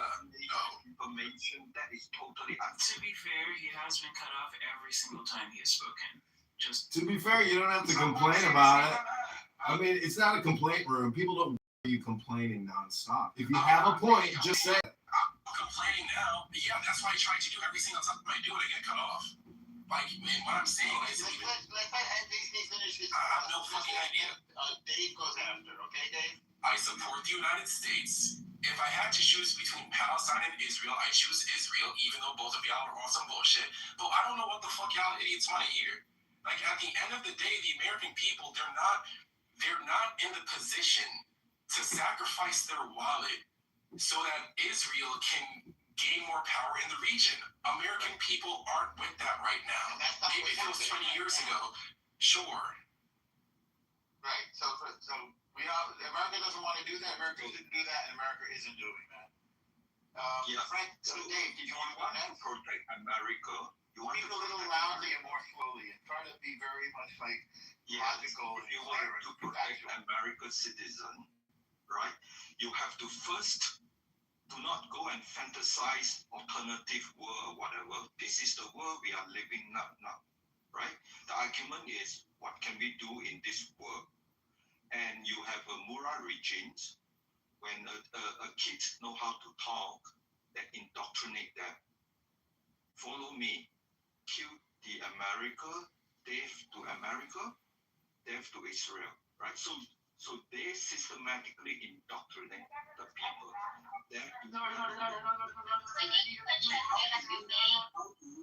Actually realize this, right? So you have to make sure the West do not believe this is happening, so they have to indoctrinate the West.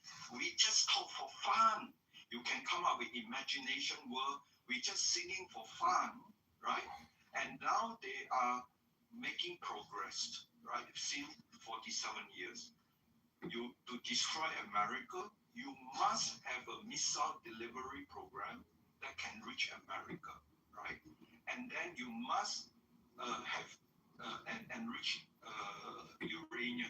And during the negotiation, they say we have 460 kilograms or 60%.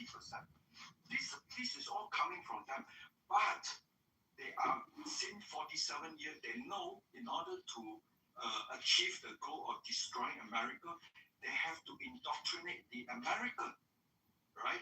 And the Middle East put a lot of money to the university and all this thing, and in order to indoctrinate the America, to train the America to, when you argue, start thinking about very creative alternative world.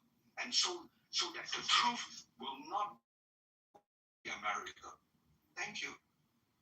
I don't know why it seems like you're attacking the parallel universe that I was describing to Elle. We were having a conversation about how I see things, right? Hidden-hand Illuminati And this doesn't confirmed. actually have Trump to is do wedded with to like European Illuminati necessarily being indoctrinated not to believe or not to want. Like, I don't know what this fantasy world you're talking about is. I come from a military family. Trust me, I know the spiel, all of the spiels, bro. I'm just saying. Actual facts, not imaginary. I understand that. Yeah. I'm just saying that. I guess my entire perspective is that there needs to be a time where cooler heads prevail, and the immediate thing isn't for old world empires to knee jerk to like blood, right? Like, You think it's a knee-jerk? I mean, I absolutely think that this year, right now, in this time, is a knee jerk, right? You have no support from your own government. You have no support from your former allies. From which government? The American government? Right. Like, did Trump like clear what he wanted to do in Iran with the government? Trump is the government. Well, No. I mean, like, no. Then it wouldn't be as No. When I say the government, I mean all the branches of power. Like, well, the judiciary isn't a part of this. So he has the support of the Republican majority in Congress. So, yeah, he does. So this war is totally legal. Of course it's legal. I mean, well, technically, the war, the reason why they're trying to, I'm sorry, I can't hear more than one person. They're trying to legalize it because they're trying to say that the war never ended. So ever since the hostage, in terms of legality, Trump can finesse the legality. But the legality for me is the least interesting part. The reason why they attacked right now is because they thought that the Iranian regime was the weakest it's ever been, because they felt like their citizens would help them overturn the government as soon as the U.S. went in. That's the reason why. They didn't go in. But like the whole entire pretense, my thing is that the pretense that you guys are using is a lie, and you don't use a lie. I didn't invade Iran. No. The pretense that you guys have been pushing in this room is a lie. Yeah, that's your projection. Unfortunately, that's just like your opinion. And a lot of people think that you are a liar. Everything you say is a lie. You're projecting. When the Witkoff started the negotiations, the IRGC said we have enough nuclear material for 11 bombs. So you're saying that the regime is lying too? Everybody's lying? No, but they didn't invade. What I'm saying is that the reason why this happened in the way that it happened this year, the reason why we overthrew the regime isn't because of nuclear weapons. That's the reason. No, it's not. Sure it is. Okay. What's the problem? Well, NPC, I want to introduce. It's one of them, but it's not like they were rediscovering their nuclear program and we're like, you know what, enough's enough. This is the reason why we're going to. NPC, welcome to the world of politics. Hello, NPC. This is called reality, aka politics, where all communication is either projection or politics. Opinion. What we're saying is just opinion. I don't believe you can actually even tell us the difference between an opinion and a fact. Control other countries with weapon development. So we know Russia already have nuclear capability. Big time. And there was no argument when Russia invaded Ukraine for no fucking reason. They got to shooting up a lot of motherfuckers. And then Trump even went and told the Ukrainian president,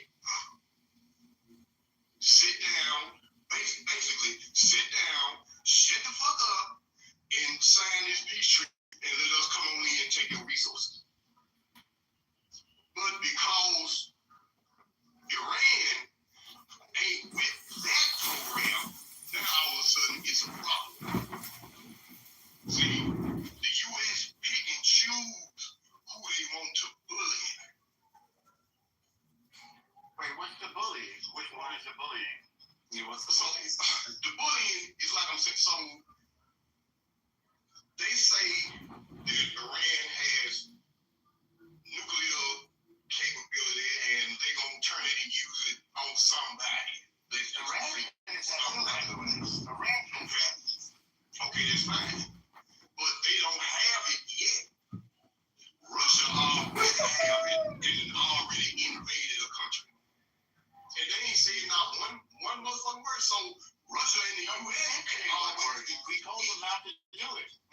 couldn't stop them, so that was applying weapons. Oh, okay, so slap on the hand, stop it. But Franklin, the whole entire reason why they don't want anyone to have a nuclear weapon is so that they're not in a position of Russia, because we actually can't do anything to Russia, to be honest, because they have one. That's the whole entire point of the reason why we don't want Iran to have one. So was it Operation Midnight Storm, whatever the fuck it was called? When that operation was happening last year, I was happy. I was like, and I supported it because that's a good thing. Slowing down the Iranians getting nuclear weapons is a good thing. Not because I think that they're going to use them, but because if they acquire them, it shifts the power dynamics in the region, and it's not good for the American petrodollar. I'm a child of the empire. Anything that supports the American petrodollar supports me indirectly. Okay? But let's not sit here and lie.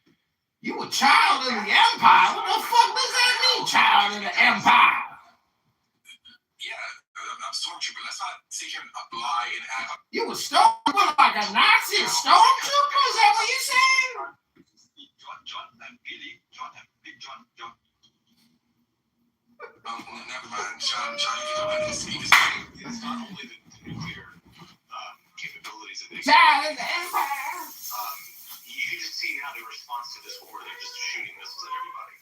So they're very much unhinged. And one of the things that we've always worried about, one of the reasons why the world, especially Europe and America to an extent, didn't want to pressure Iran into anything was because we were actually afraid that they were shocked in a way that they did that. So the fact that they did that without even having to do this right now, Israel, but our interests as well, right? They are the reason why October 7th happened. The only reason, the way that they wiped their hands clean is because they didn't know a date. They gave them funding, they gave them knowledge about how to create missiles, they gave them all the spy knowledge that they have. They've been fronting up Hezbollah for 30, 40 years. And all of a sudden, they're like, oh, October 7th? Oh, what a surprise. We didn't know it was going to happen. They knew exactly it was going to happen. They just didn't know a date. So they separated themselves from it. They're bad people. They need to be removed. I know the war right now is just like probably the biggest psyop that they've created with their Lego AIs on YouTube, a bunch of 20-year-olds and created this, have made us think that this is a useless land. These people need to be removed from the earth. They need to happen now. And if you just let it happen, it'll happen, and we'll have a little bit of a hurt in our pockets for a while, for a little bit, I think. But these people cannot be in power. And if you could just finish the job, which we can, and it won't be nothing. Not everything's like Iraq. Not everything's like Afghanistan. Not everything was like those wars. This is different. And these people are really horrible people. They kill their own people. They rape their own people. They've been doing it for years and years. They've threatened us, America and Israel and the West now for years and years. They need to be removed. And the biggest psyop in the world is the fact that we're even having this discussion. Like, oh well, are we losing the war? I don't know. Like, did Netanyahu push Trump into it? It's insane.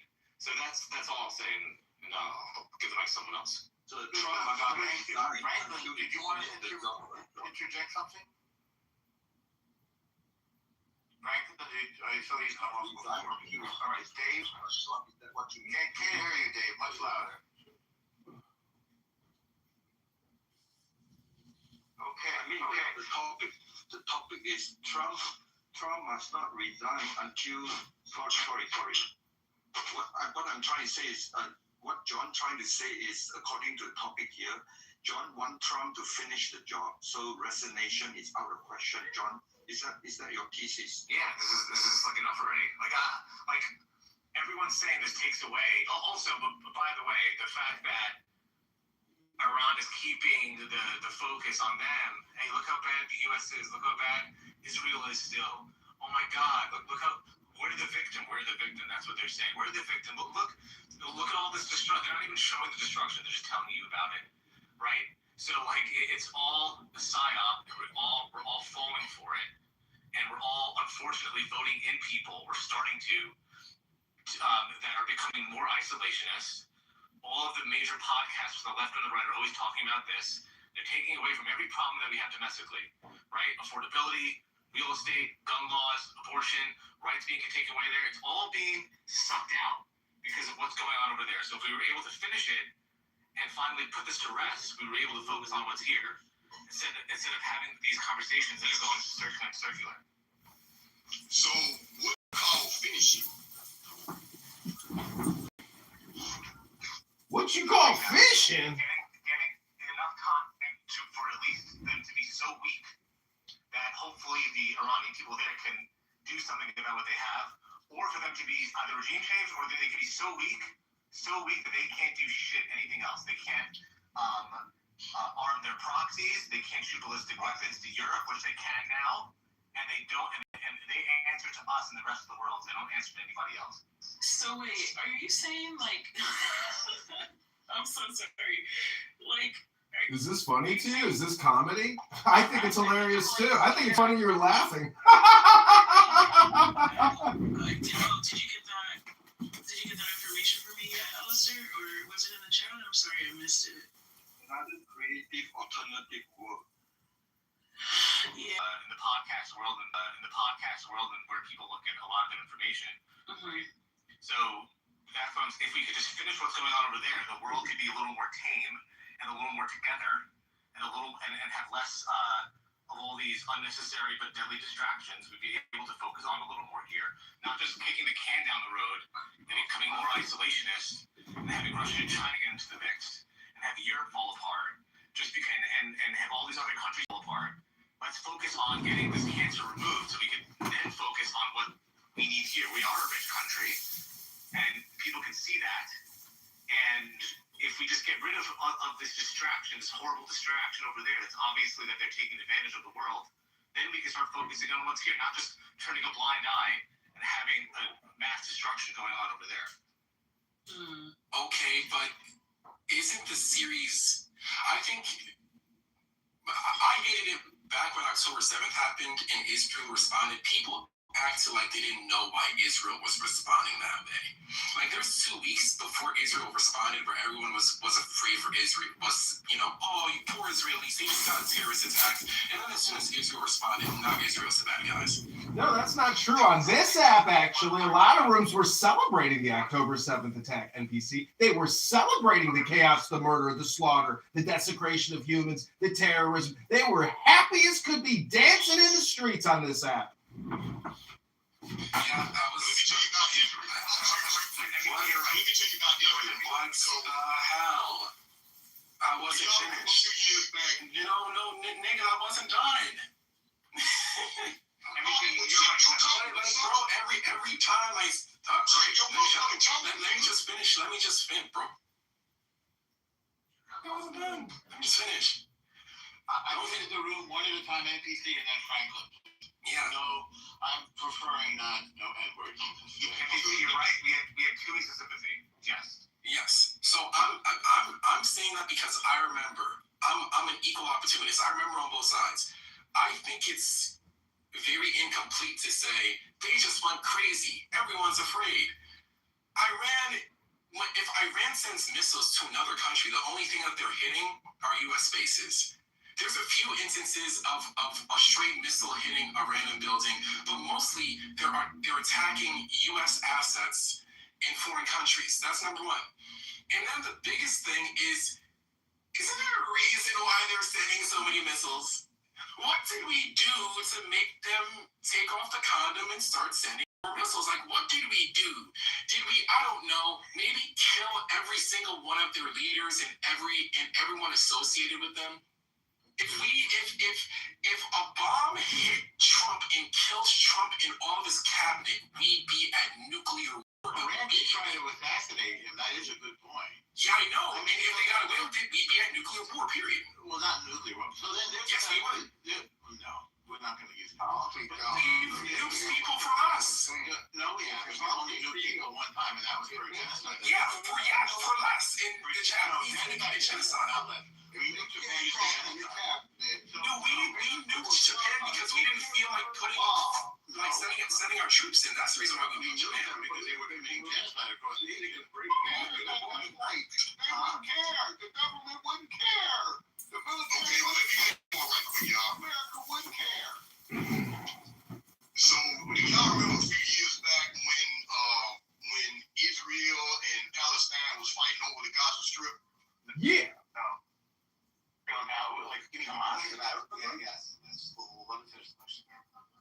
Israel and Palestine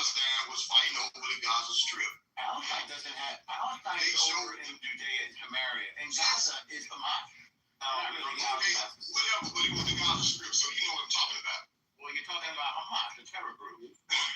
Okay, so they show footage on TV of children chucking rocks at tanks. Okay, they shouldn't do that. The Israel soldiers gun them children down. Right. Well, if you throw a rock at an armed man, what do you think is going to happen? What would you? Child. Yeah. Well, what? So you mean to tell me if you throw a child. Wait, if you throw a rock at an armed man, what do you expect it to do? No, they didn't throw a rock at an armed man. Yeah, they threw the man. He was in the tank. They showed it. So when you can kill a child because they jumped on the tank. I just gave you a verse.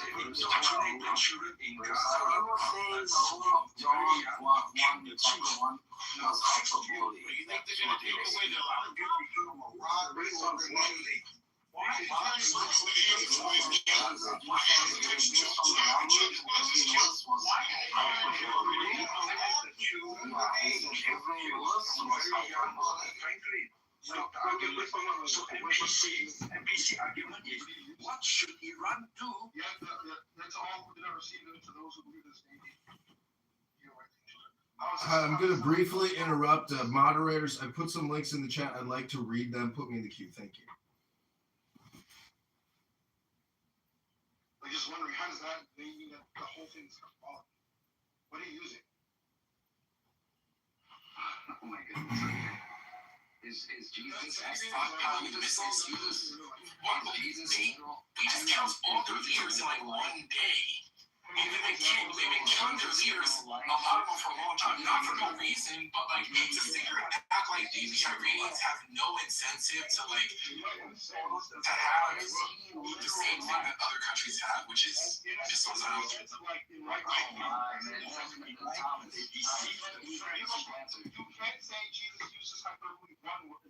Hi, moderators. Can I get a confirmation that I'll be put in a queue? Moderators, please. It's not Jesus speaking. This is the author of jihad, okay? As we're not talking about Jesus right now. We're talking, is he literally like all things is the created order? Okay, point of order, moderators. I don't know if anybody can hear me, but I'm asking to read some quotes from Winston Churchill on the dangers of Islam. I don't believe that I will be acknowledged, so I would just like to speak and interrupt. Unfortunately, I apologize, but I did put some links in the chat from Winston Churchill about the dangers of Islam. I'd like to read them to the room. Would that be okay? No, just stop, dude. Just stop.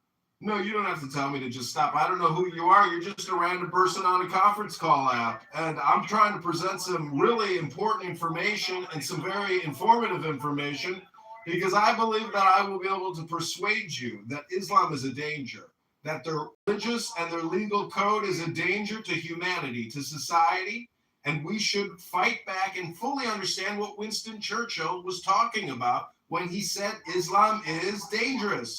The link is in the chat. Moderators, I'm requesting 60 seconds to read Winston Churchill. That's all I'm asking. No, we're having a conversation. Don't be rude, dude. This is a conference call app. It's generally for public people. I'm a public person. And unfortunately, just because you don't like it doesn't mean that I can't do it. I can just do it right now. Would you like that? It's not rude. It's what I'm interested in. I think you'll like it, actually. It's not about being rude. It's not about me. It's about trying to provide some informative information. Okay, how long will you be? I want to know. That's why I was asking to be put in the queue. Doesn't matter. See, you're impossible to communicate with. Okay, here's the full Churchill quote on Islam. How dreadful are the curses which Mohammedanism lays on its votaries, besides the fanatical frenzy, which is as dangerous in a man as hydrophobia in a dog. There is this fearful... Sorry,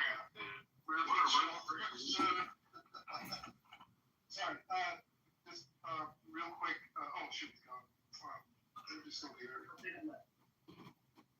Okay. Like, you go to the Congressman flyer on scholarship, you mention scholars, like, dude, come on. Well, I was going to tell you, like, if you look at John 6, for example, how Jesus talks about this question with blood, right? One could look at that and say, literal, Eucharist, God. Let's be honest. What about the U.S. government? First of all, we have to agree about some terms. Who is terrorist? What do you mean? You must have something really terrorist. I don't mind. And Nargis isn't really paying attention, and Draco was just over talking him, and I just wanted to hear it. And I know that you guys are talking about pussy, but I still just want to hear what he was going to say. Sure. Okay, these are the Winston.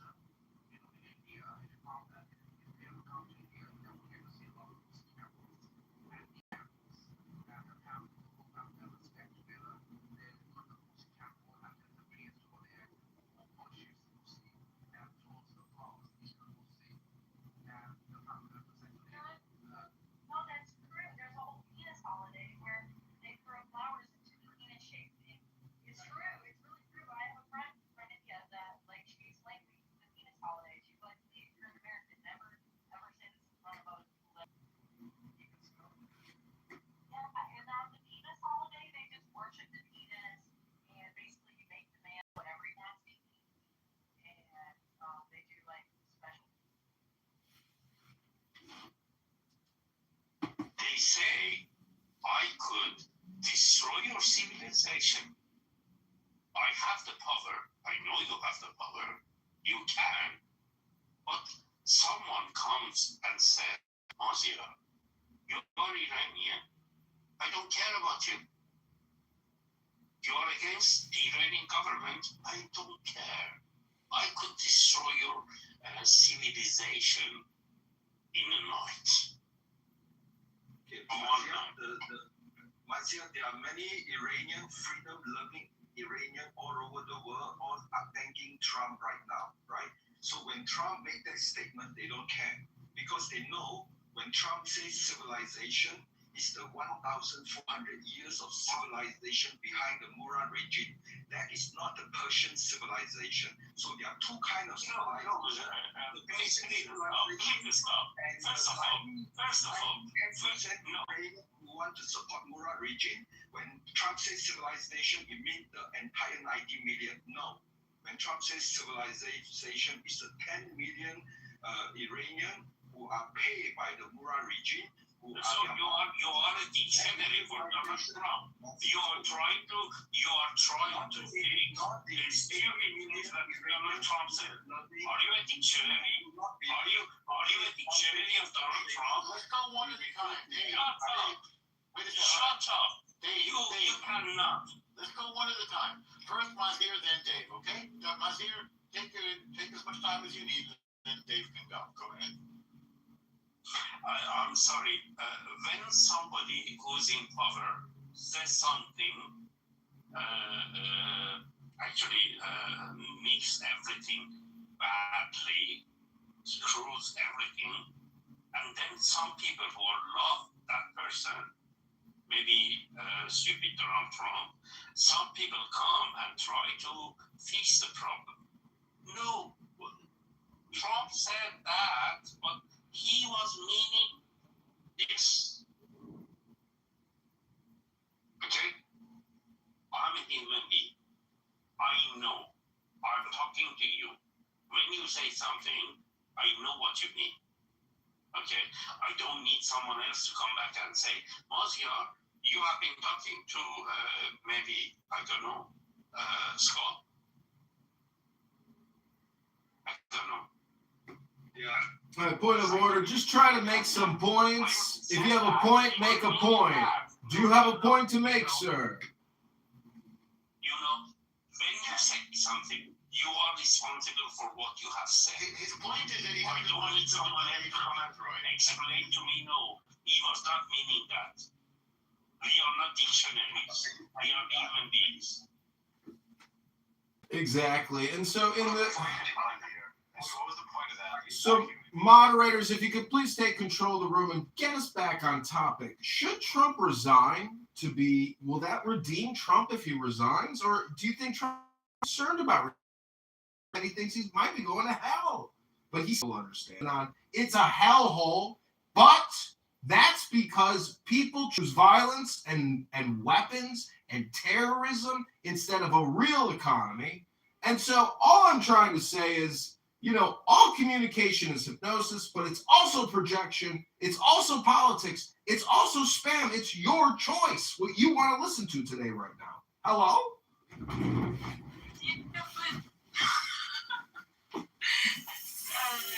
They choose to live in suffering is a wild statement. No, but they actually they do so.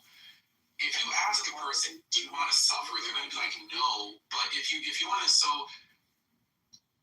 right now the Iranians, there's a good chunk of them who actually, go get this. Let me shut the fuck up.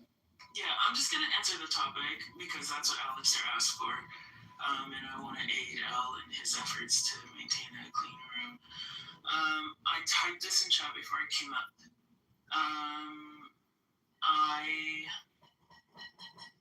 I don't know. I think that it's too far gone for Trump to resign. I think it would be weakness in his legacy, which I know he's very concerned about, for him to be removed or to peacefully leave for whatever reason other than death.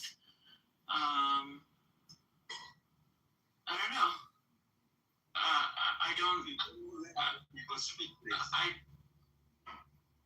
Bro, do you have a problem? Because you live in the because I've been incredibly receptive to listening to you through your accent. I've been patient enough to listen to what you had to say. So I'm gonna continue speaking, and I'm gonna finish my point. And you're gonna stay on mute. Okay, cool. Favor, just respond when she's done. Okay, you can go next. All right. Yeah. So basically, it's a short point anyway. I just don't think that Trump is interested in redemption. I don't think he ever was in his life, to be honest, from his dad, but certainly not from us. And I don't think that would be lucrative to his legacy or the intentions for his future generations. I think it would be weak, which he's concerned about looking like in front of anyone. And I think it would further destabilize the position that America currently has. Okay, see you later. Basically, when we discuss, we can either discuss based on truth, based on statistically significant truth, there are many truths, or you attack based on one point, and then you disallow other people to go beyond one point. So, that's your only chance to win the debate. So when you say that I don't care about anything civilization, destruction, that is the only point I care. I don't care about other things you do. But that is the most important. Yes, that is very important, but your opinion does not represent a lot of freedom, loving Iranian in multiple cities in the world, all thanking Trump, come and save us. Okay, they all ignore Trump saying civilization erasure because they know that means the erasure of the Murad regime based on 1,400 years of civilization that foreign to the Persian civilization. That foreign civilization must die so that the ancient origin. One thing he said, I mistake that you and stand on your argument. This is not the room for you to continue. This is let's don't do that. Sure.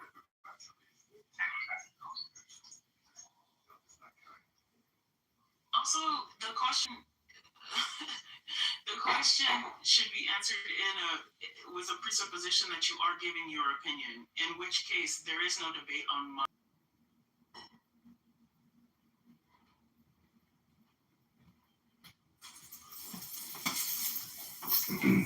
If you want true peace, just become a lawyer or an attorney, because the law is essentially nonviolent.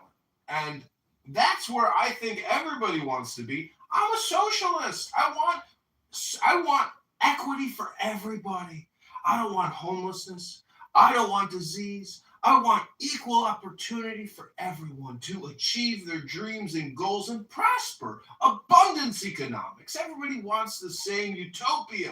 But you're the problem. It's people like you who refuse to see philosophy as the solution to all of your own personal dilemmas. Therefore, you're polarized with political propaganda. It's up to you, though, to choose philosophy over your own bullshit. I am complete.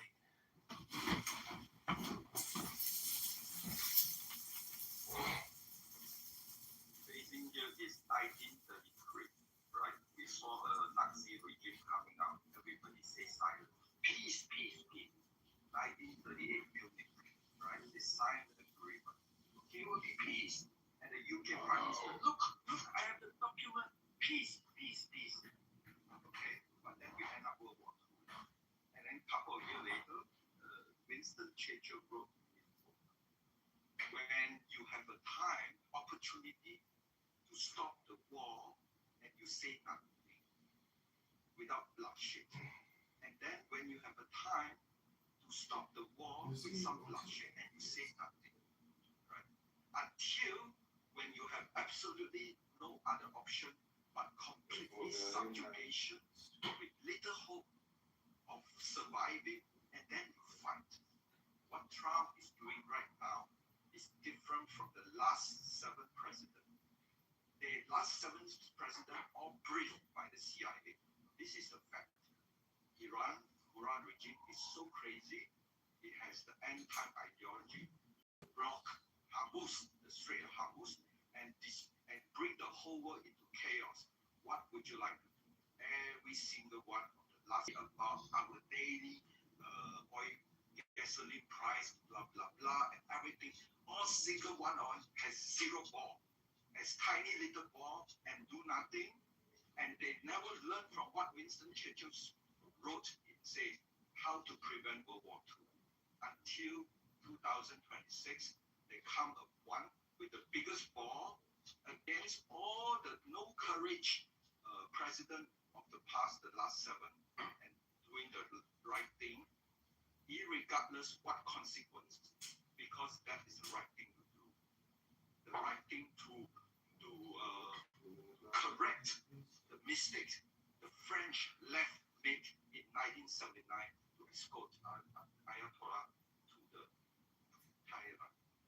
And President Trump is correcting the history, and everyone here is living in political correctness, ideological, left-driven world, not to see the truth and ignore the history. That is the problem. Trump's approval rating with the Republican Party currently stands at 83.8%, according to Real Clear polling average. Fox News has been 84.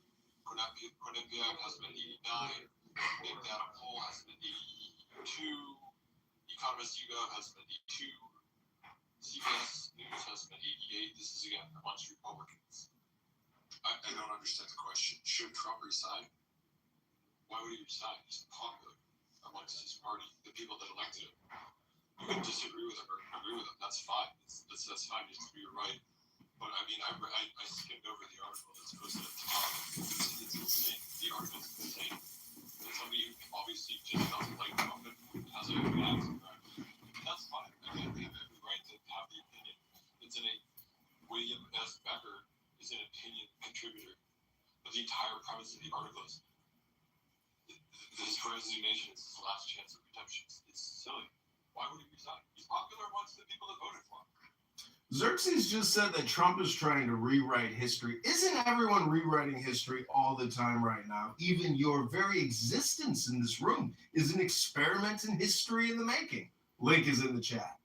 Welcome back to Should Trump Resign Immediately? Will he redeem his soul? Will he redeem the soul of the nation? Hello?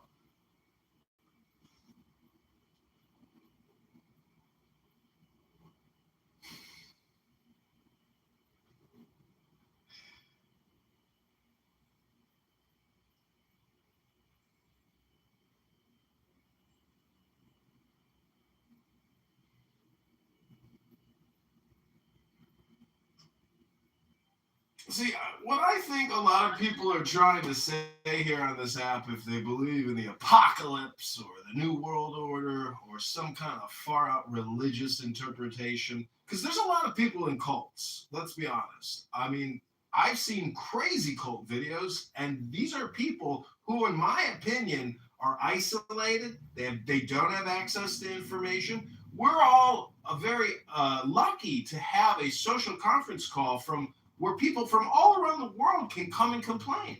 I recently started the Jewish Complaint Department, another house here, and if you want to complain, we'll take your complaint and create a room about it.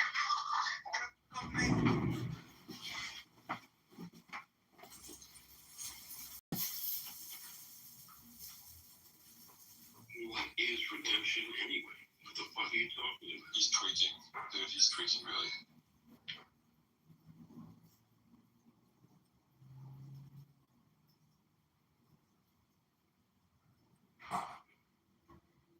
Go back what Scott started, how to improve the message.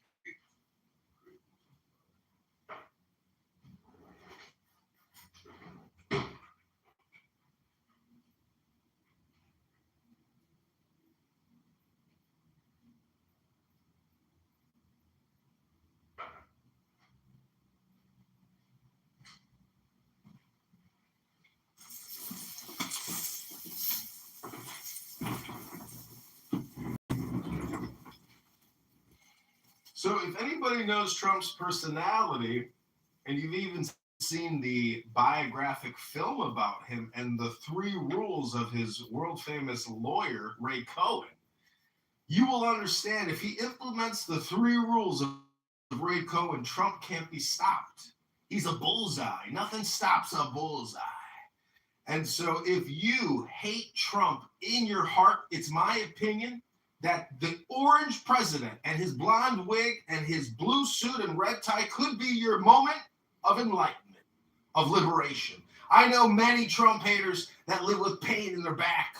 They live with pain in their hamstrings. They got bad hips. They got shoulder pain, elbow pain, arthritis all around the body. But if you were to use Donald Trump as your path of liberation in the same way that you could use the Buddha or Moses or Muhammad or Krishna, Donald Trump could be your moment of universal enlightenment. You think I am joking, but I am being absolutely serious. And if you think I'm being a comedian, you should understand the rules of communication, the principles of communication, that all communication is hypnosis, and all communication is magic. All communication is politics. All communication is hypnosis. All communication is projection. And all communication is spam. And it is your choice to listen to me screaming into my phone on a conference call app. It is entirely your choice right now. Listen to me talking to you. You could hit the leave button right now, but you choose to listen to me. I am complete. I have landed my plane. Now do it all again in German. Yes, please. Sprechen Sie Deutsch?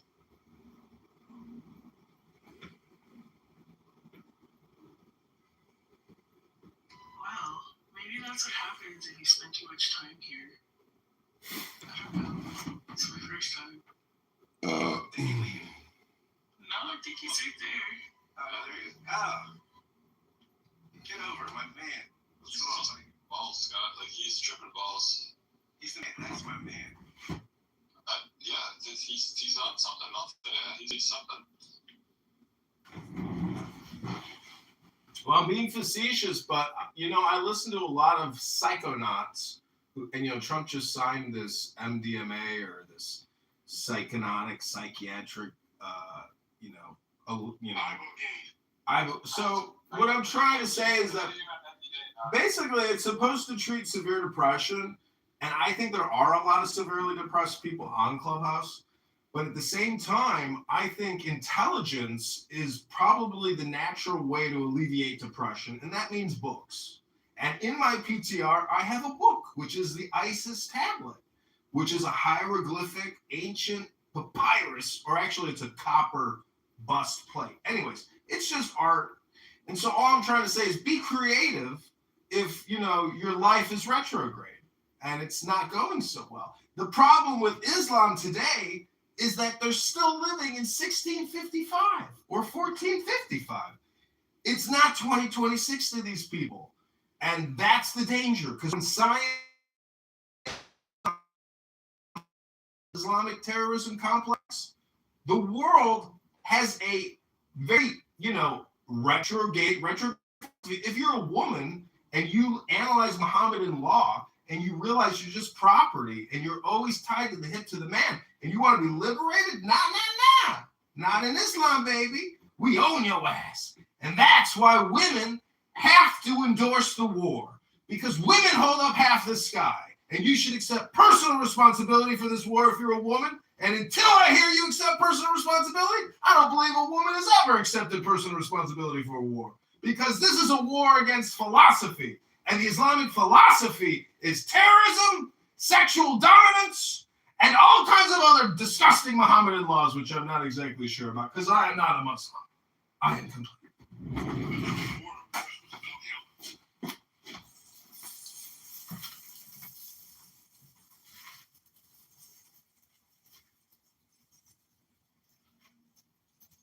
So you just mean the women of the GOP then, right?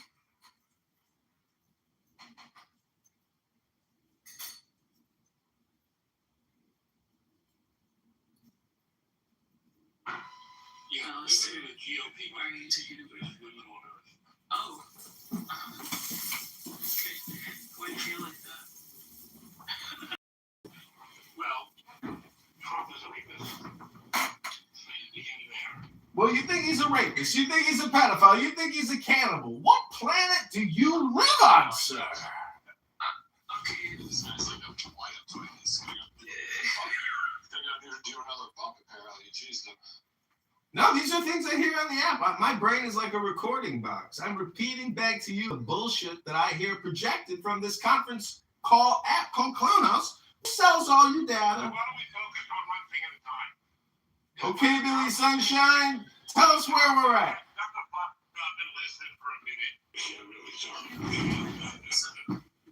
Well, I went through the Epstein files, and you know who I saw in the Epstein files? I saw Bill Clinton in every single. Called the Miami PD, so you got to take care of this fucking guy. He's a problem. You didn't see Trump having a good time with Jeffrey Epstein? No, I did. I'm being and like multiple photos? I'm being facetious. No, the truth because they have. No, I think he's Trump the racist. No, he's. I can't even tell. Trump the racist knows whatever follows Trump has. If you don't understand that Trump is the worst thing that ever happened to this country, you're not paying attention. It's Trump worse than trying to stop science in the CDC and places like Harvard. It's Trump who allowed Musk and his boys to get in there and destroy USAID, and now 600,000 people have fucking died. So that's it's Trump who doesn't let the Congress do their job. Everything about America that is good, Trump is attacking. He's our Orban, and we have to treat him the same way. He's our Orban. It's Trump whose best friends are all dictators, not our traditional friends. Trump is a disease, and we've caught it, and we need to get rid of it. Well, see, that's why I say, Billy, Trump could be your moment of enlightenment. I'll be finished in a second. The idea that he would ever resign, that's insane. He's incapable. Of course he's not going to resign. He would never pull a Nixon. Nixon says he even regretted it. You would regret that decision because then you got Hillary Clinton giggling and laughing that she ruined your life. And if you want to go down that path as a man, you are a stupid man. And so, Billy Sunshine, all I'm saying is that all communication is projection. How much of yourself do you see in Donald Trump, Billy? Too much, I'm afraid. I can say what he does. But you're I can't get over what you said though. You said Trump is the worst thing that happened to America. Like worse. And I used to work for a guy on my radio station who thought Trump was the best president we ever had. Worse than slavery. No. You just said that Trump is the worst thing to happen to America. Well, Worse than the Great Depression. It's 80% true. But everything I say, I like to make strong generalizations, so let me remind you that the 80-20 rule is always in effect when I'm speaking. Okay, fair enough. Yeah. So he's not the worst thing. No. Is he a threat to democracy? You answer that for me, then. Billy, why don't you just tell us, if you were the president? Well, you need to start paying attention, my friend. Billy, what? I got a great question. If you were the president. Stop with the bumps and fucking breathe for Go to the mirror and tell yourself that, Ben. Billy, what I'm saying is, if you were the president of the United States of America, Billy, what are your top 3 priorities, Dr. Billy? Thank you. So, Billy, is he really a threat to democracy, or is he only 80% of a threat to democracy? He's really a threat. He's 100% a threat to democracy. So, he's a government, and he's not interested in listening to the other two. That's pretty clear, isn't it? So, do you think that during the next, either the midterms or the following presidential elections, you think that there's a chance that we don't have an election as a direct result of Donald Trump? That's you're saying that. Yes, I believe that Donald Trump is going to find a way to postpone the election. He's going to say, what he's going to do, he's going to have his bully boys come out and pick. I've got some new Trump arrangement syndrome pills. It's in the pharmacy section next to the Constitution, and my attorney and lawyer, you should try to take a TDS pill sometime and reread the law, because your projection is insane. It's very low IQ. And I don't know what world you live on, because lawyers, Supreme Court, Congress, you guys are delusional. You guys are having your own conversation. You're screaming into a conference call. Yeah, that's good for you. There you go. You just leave. Go meditate. That's what you need. There you go, gentlemen. Now you come to the realization and the enlightenment that I hoped you would find, which is the leave button. Because just like that movie Network, when he says, open up your windows and scream out, I'm mad as hell and I'm not going to take it anymore. Network. You should go see it sometime, ladies and gentlemen. And you'll realize that what Scott and El Normo here are doing is they're actually putting on a network TV show on CBS right now with Barry Weiss. And I'm happy to be a part of the production as a co-producer. Success requires excellent content, and good content should bring you the contentment that you're looking for. If you come on here every single day, 8 hours, 10 hours, 20 hours a day, or you record rooms 24 hours, 7 days a week, like me, or Dr. Francine, who's got opinions on everything as well. The point is, the brain can present an incredible variety of opinions on every single topic that there is on this app, which is so exciting. Thank God for you, because you are special. You are beautiful. And right now, at this very moment, you're being hypnotized by Alistair. And if you don't like poetry, well, guess what? I bet you're an anti-Semite. If you don't read poetry at least once a week, I guarantee you're an anti-Semite. It's 100% fact. It's like being on Hinge or Bumble. If there's 2 chicks and there's a fat girl and an ugly girl, it's 100% always the ugly girl. It's never the hot chick. These are the rules and laws of nature, and there are psychological components of anti-Semitism that require these people to hate poetry. They hate life. Life itself they hate. I am complete. I rest my case. So do you have one of these episodes per day, or? Only when I'm live on YouTube creating content. Link is in the chat. Oh, you are currently creating content. Currently, right now, for the past 2 hours and 50 minutes, this is all being sent to Barry Weiss at CBS, FYI. It's a new show on Paramount. Is it a new show, or are you trying to get picked up? No, it's new. We got it signed 2 weeks ago. Thanks, El Normo, for the contact. I'm having a hard time believing it's pitched.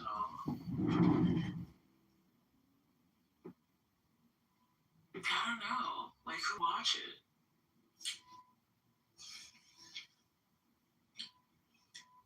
Especially on CBS. Well, see, it's all about post-production editing. And so if you've ever seen Seinfeld, a lot of people watched that and said, why would anybody want to watch that show? That show sucks. But Seinfeld has produced over $10 billion in revenue. And I think if you analyze, how much you get paid per word in your life, I think we would find out that I probably get paid a lot more per word than you ever will. It's just my opinion, but I could be wrong. Do you want to be a part of the show? I'm already in it. Okay, thanks. And I certainly would never work for Barry. That's crazy. But, I mean, congratulations to you, I guess. Ride the wave while it exists.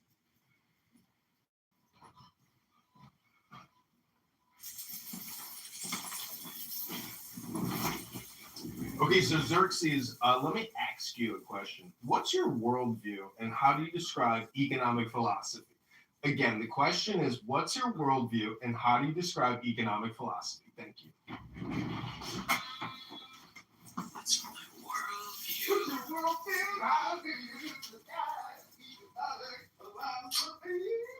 What is my worldview? I mean, I don't have too much faith in the generations of the past. That's my worldview.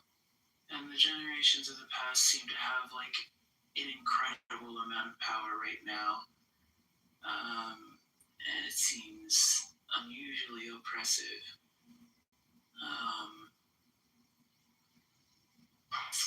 Like I said already, I'm misanthropic, so there's a disdain for humanity that I have, but it's just because,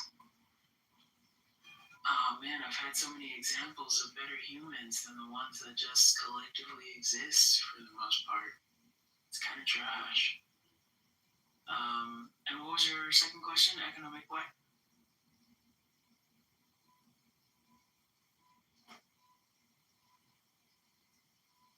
Hey, Alistair.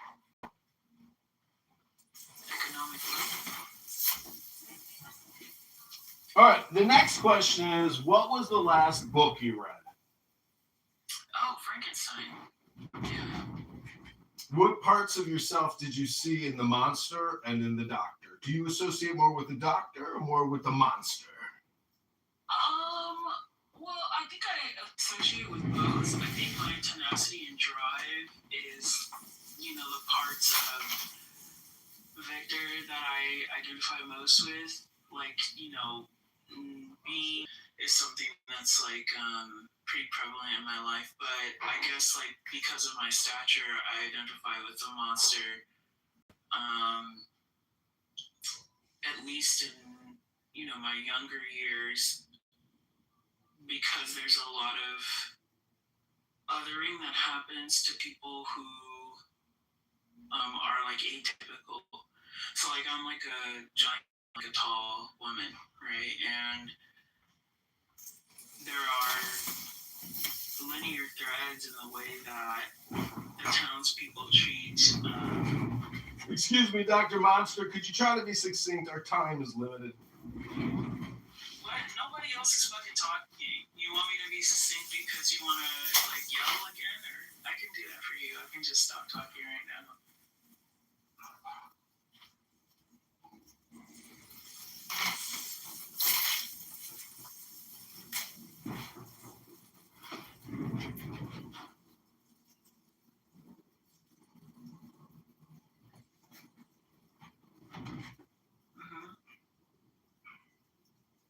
So, ladies and gentlemen, I just want to prove a point that there is a 100% correlation between anti-Semites like Xerxes, Franklin, NPC, and many other anti-Semites on this app.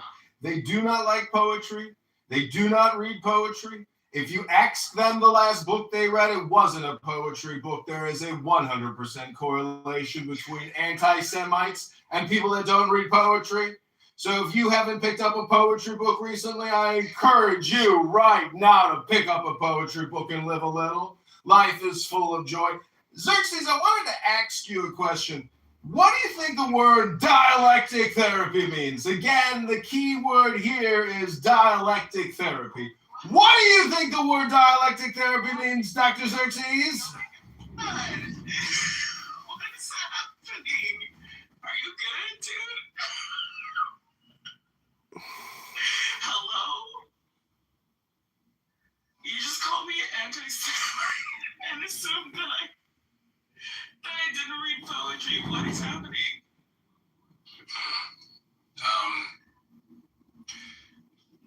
So I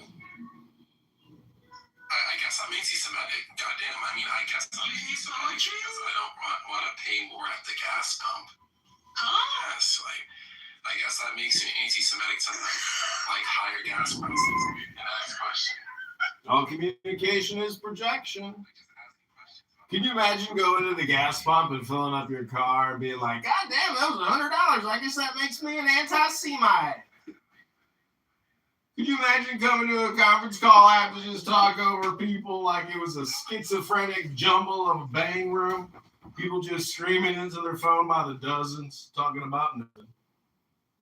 I am now going to show you a quick sample like in what they call the trenches or the ghettos of Clubhouse. I do this and that. Another nigga say the shit, you gonna like nigga, you weird, nigga. So certain niggas, they like to be objectified by certain men. That's all. It's definitely by certain men, and it's definitely certain women like to be objectified, because not all women like to be objectified. Also, the men that flipped it on her, because I know you can't deal with, you can't then a certain way, is a degenerate ass nigga, right? And having that because the nigga flipped it on her, and if they were trying to make her feel bad, because no one had that same energy. No one had that same energy when she was in here unsollicitedly attacking people. No one attacked her. Flex. So I'm trying to point out his poetry is a hell of a lot more interesting than Clubhouse. An audiobook by Alan Watts is so much more fascinating than Clubhouse. So why do people choose to listen to what I would call the trend? He's funny. It is. You guys don't find this funny? I find No. John Kitover. No, this is hilarious. This is Kitover. Kitover. Yeah. Wait, why you He's a Clubhouse celebrity.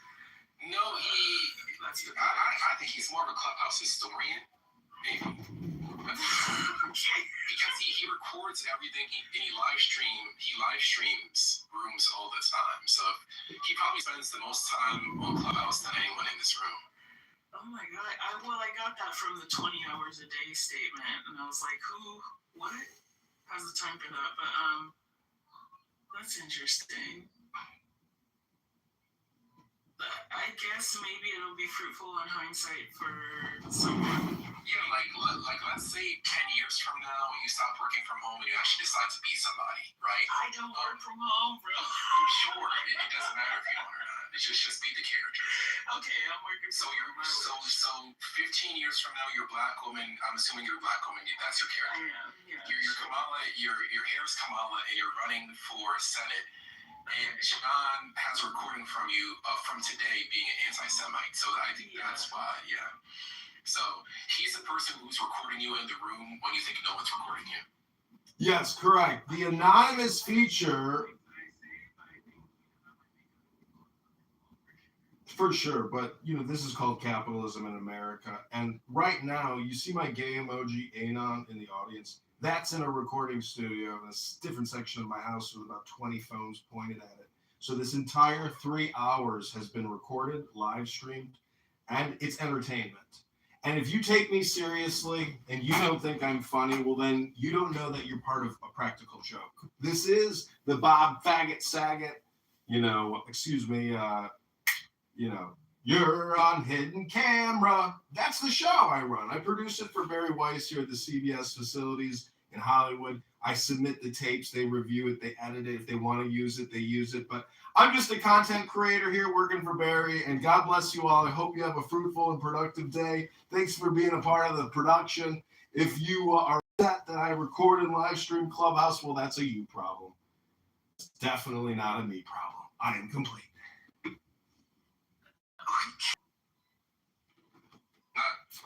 Well, basically, you can boil down life into four primary components. Cause and effect, and action, and reaction.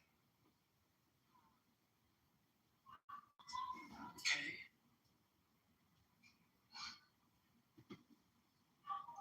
Yeah, I knew something was off the way you were reading that Churchill quote.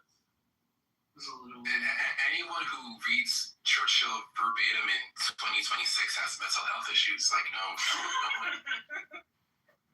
Well, what's funny about that is, Churchill was very popular even here in America. So to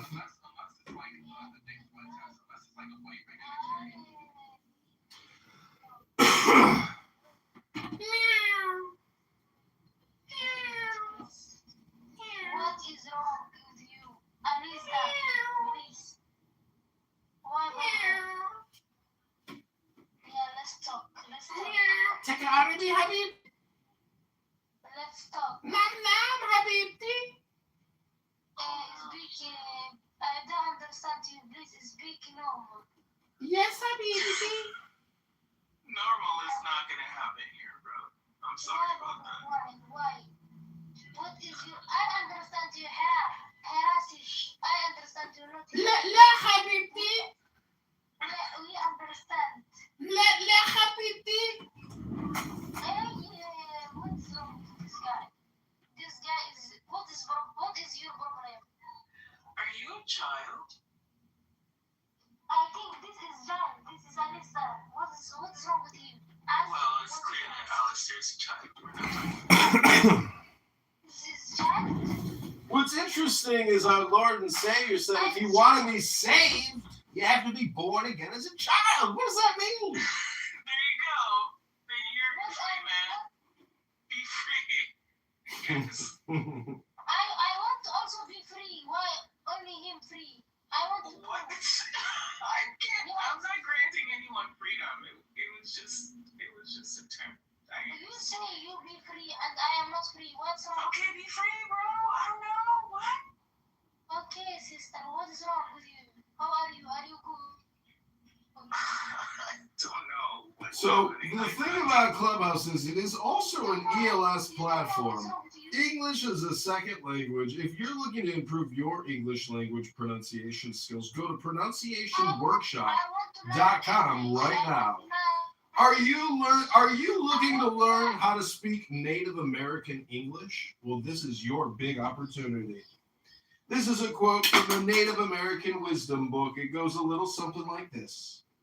My heart is filled with joy.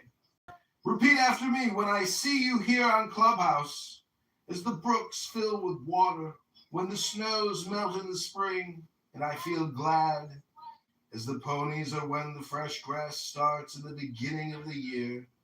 I heard of your coming when I was many sleeps which would last forever, and so my face shines with joy as I look upon you. That was 10 Bears at Yamparika Comanche. That's Native American philosophy. Isn't that beautiful? Moderators, welcome back to Should Trump Resign to Be Redeemed? We haven't heard Scott do a Trump impersonation yet in this exciting room. Scott, take it away! Please take a break. Habibti, I want to get Scott to do a Trump impersonation to give us a new national address so I can clip it and put it on YouTube. Take it away, Scott!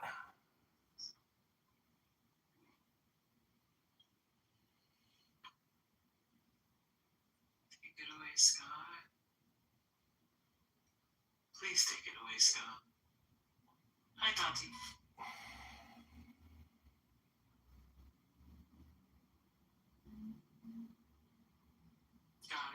Oh, hey, Xerxes, I didn't know I was on stage. moderators are off mute. What's going on? Just listening. Interesting one. I know, right? Mm-hmm. Strange. Very interesting characters in here.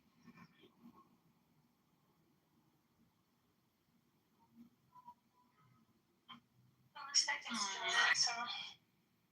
I just describe it as like, you know, like a shaken bottle of soda, just waiting for somebody to pop the top. This room shows you the state of Clubhouse. It's over. Matt, why do you believe that? Not that I have, you know, any dog in this fight. I will say one thing about the demise of Clubhouse. So I'm part of it. I mod in 2 rooms pretty regularly. I don't do pop-up rooms very often, but I mod in like 2 rooms. One's called the Critical Thinking Forum, which is mostly about politics and news. At 5 o'clock every day. Yes, EST. And we've gotten as many as like 1,200, 1,300 people in that room. Like, you know, we run it for usually less than 2 hours. Our numbers are way down. And then I you know, to a few hundred at the best. And then I mod this with this guy Steve Appel on the weekends. These 2 rooms, Ask Uncle Steve and Ask the Atheist. And again, those rooms we've had as much as 1,000, 1,100 people come through in 3 hours. We get nowhere near those numbers now. So I think we're in like a multi-stage decline. I think like the first big decline was post-COVID. That's when a lot of people fled the app. They got back to life, you know. And then there's been some other decline, and now I think we're seeing like it's in the last bits of decline right now. That's one of the reasons why we're experimenting for this room, the Critical Thinking Forum, with Twitter Spaces, because we're like, we need a backup plan for when the Clubhouse just pulls the plug, right? Which seems like it could be at any time. Really? And like now that Clubhouse has started to monetize, I think that their shelf life is a lot longer than. So you think that the premium membership will there's enough people to sustain it? I don't see Clubhouse shutting down anytime soon. And I think even without the premium memberships, it wouldn't have shut down.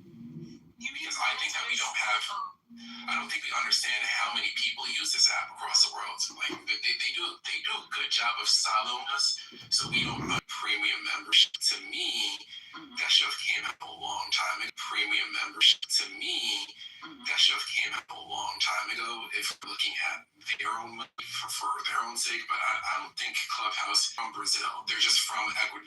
I don't think we understand how big this app is. So looking right now, and it's just like now are 10 million people worldwide. That's what you don't know about Clubhouse. Oh no, I'm sorry. It's okay. I'm sorry. It's 10 million weekly active users. Right.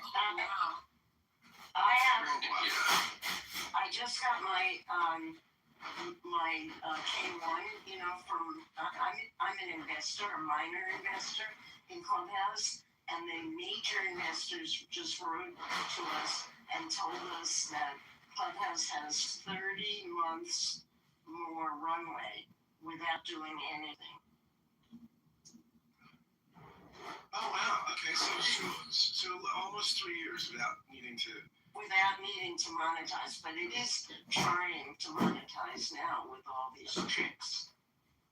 And it's never been focused on the United States. I mean, maybe in the very beginning it was, but it's a British app. I'm very proud to say. But it is worldwide, and they're thinking. The other thing they wrote in my investor letter is that they are looking for other places to other countries to allow.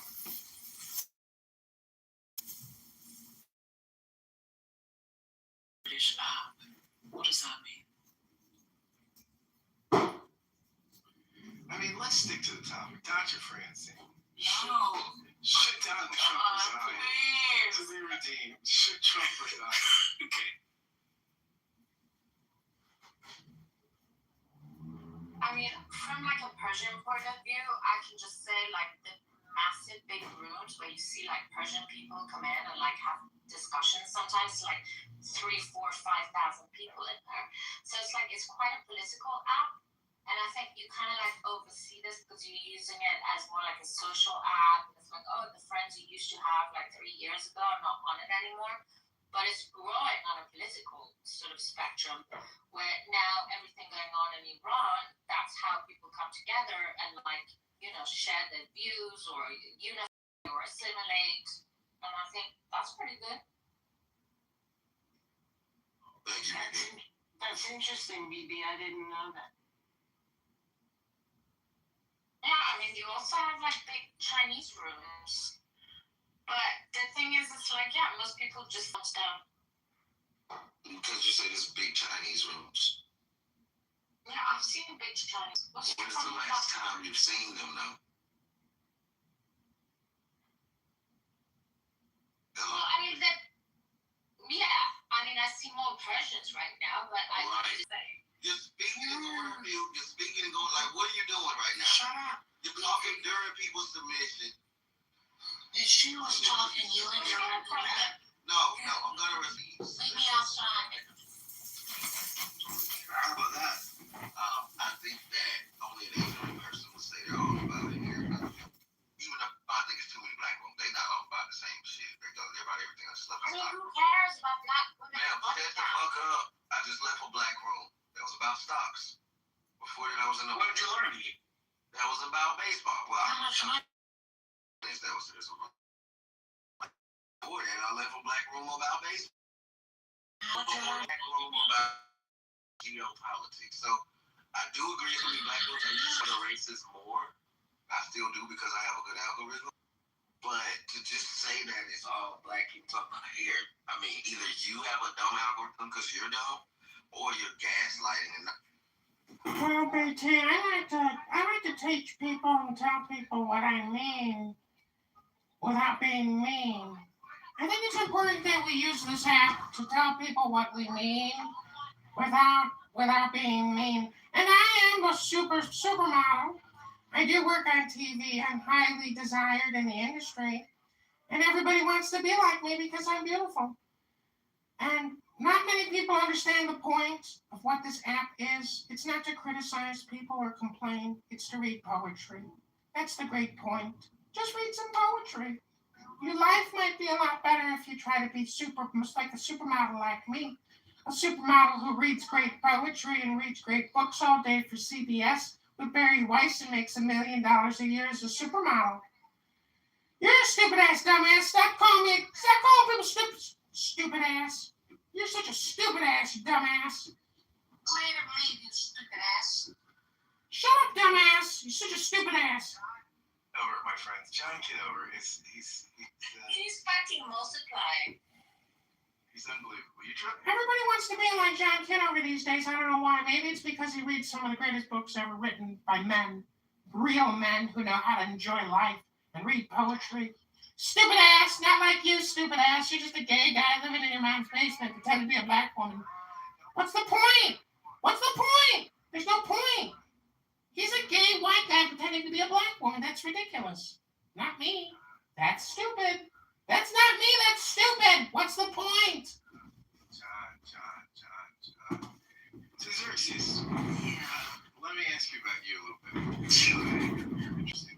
So what rooms do you hang out with? I spent time in RPO. What I use apps like I don't know RPO. Oh, research purposes only. And it's a group of mostly women. Well, I mean, they're multiracial people in the room. They're from everywhere. They live everywhere. Got it. Yeah. No, not everyone. Okay, did you guys want to answer the questions? Okay, I'll let them answer your questions. Thank you for putting stupid in the goo. Yeah, I put stupid in the goo. Yeah, okay, so you hang out there. I don't know research purposes only. I don't know what that room is. We just hang out and they talk about. I mean, it just depends. They are topics that are centered around the African diaspora, but it's like more nuanced than just like typical gender war bullshit. Which is the thing that's like kind of kept me around them because I can't really do gender war stuff with people who like don't love themselves, which seems to be a large percentage of people on Clubhouse. So, but yeah, and then other than that, like because I've only been in Clubhouse for like 6 months or something like that. Oh, wow. Well, that's amazing. So, I was. Yeah, I was in for the golden age. I came in during COVID. Yeah, well, I think a lot of the people here pretty much are remain from that time. Which is interesting if you're going to go to war, you know, like we'll talk about things and then something that I'll just listen to. Like some of my best friends in the world. That's amazing. Yeah, I'm really kid. I'm kind of good. I stayed at his house. I met up with him. So, I mean, there was a camaraderie. Mr. Trump, are you friends with Jeffrey or just collecting compliments? I think different connections.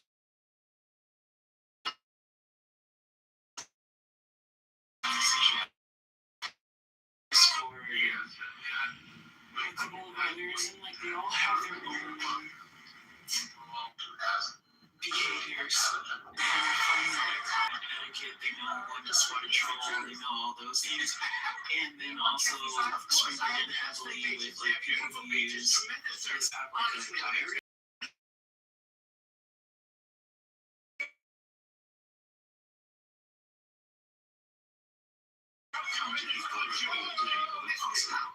Answer my question, Mr. Some Trump. people don't know that Did you join the Mile High Club with a gray and a man the other day? I tend to, my thing, Mr. Trump. one of the things I like best about Ask Clubhouse. you one final question before I let you go. We've talked about it time and time again on Chicago and Fort the team takeovers. A lot of people seem to pass the buck when it comes to this topic. They say social media is to blame. We rarely hear that people come asking.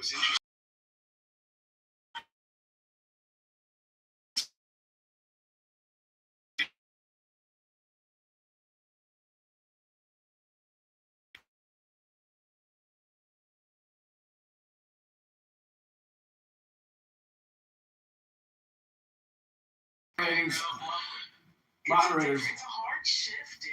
Yeah. Excuse me, moderators. I got a question for both of you. And etymologically, I mean, for the love of wisdom, right? Philo love, sophos. I mean, no, beyond that.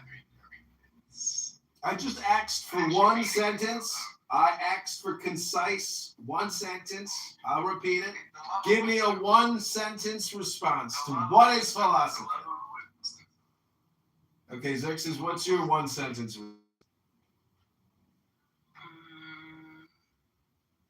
So what is philosophy? Philosophy is people who like to intentionally publicly jerk themselves off about the things that they haven't reconciled with inside themselves. Would you call that politics? I'm sorry, you're breaking up. What did you say? I said, would you call that politics? It could be politics. It could be politics, but that's definitely what philosophy is, correct? I'm reading a book right now, Roger Scruton's History of Modern Philosophy. So I will tell you what Scruton says to this question.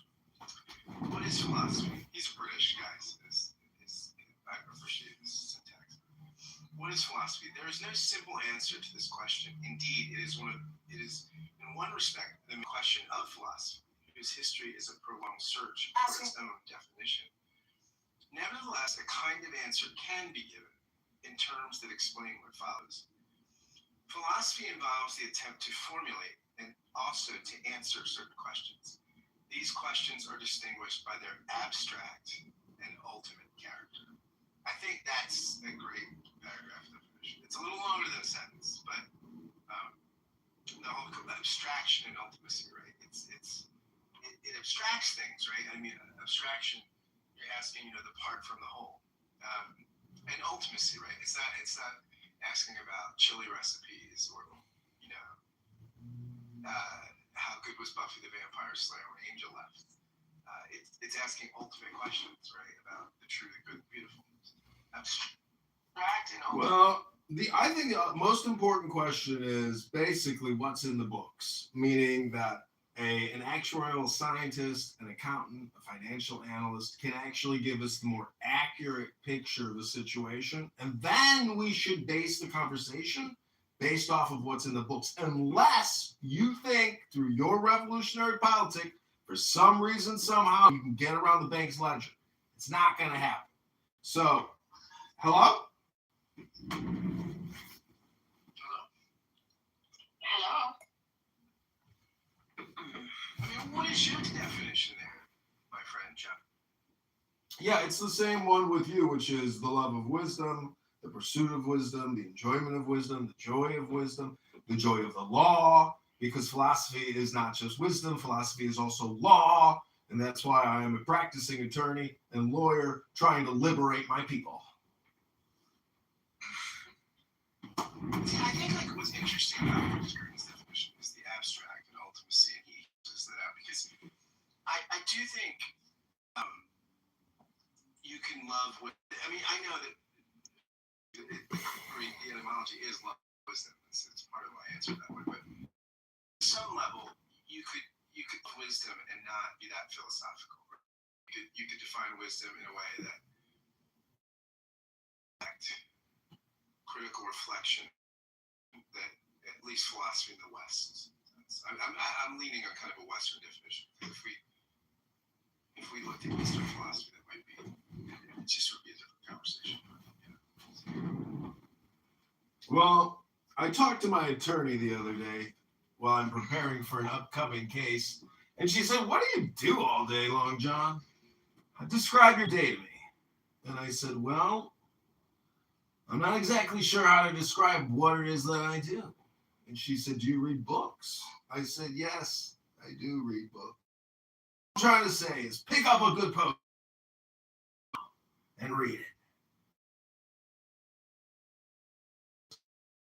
After the fear of missing out, there is no FOMO. As Scott has confirmed, we are making plans to and go completely to X spaces because we and must shut down for national security reasons. Because Amir and his terrorist room, his anti-Semitic death trap, which is brainwashing all these good people in Clubhouse to hate the innocent Jew, it's disgusting. It's despicable. And if you're an anti-Semite, there's a 100% confirmation and correlation that you hate poetry. And you don't read poetry. And you will never read poetry. Pick up a book and prove it. That is not true because I like T.S. Eliot and I like his poetry and his critical stuff. But T.S. Eliot, he certainly was no fan. So John, I can prove it to you. You can read and write poetry. Yeah, well, I don't read poetry, but you anti-Semitic, I'm assuming. Oh, so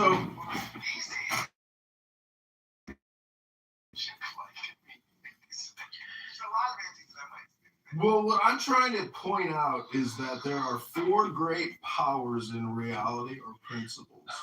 It's cause and effect, or art, or art and critic. Those are the four words that I like to think about, which is art and critic or cause and effect, meaning that when I get into conflict or confrontations with people, because I will admit that I'm intentionally obnoxious to try to create some type of different medium of exchange, meaning that when Borat, you saw Borat, funny because this guy pranked everybody in the movie to think that's to think that I'm doing it. And thank you for participating. How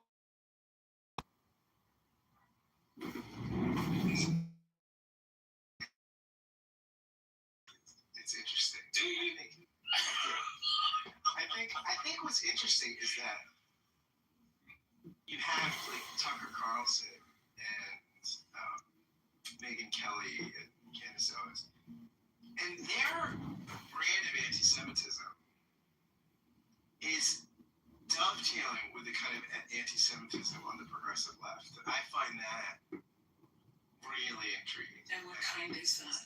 Wait, their brand, wait, Tucker Carlson, so is it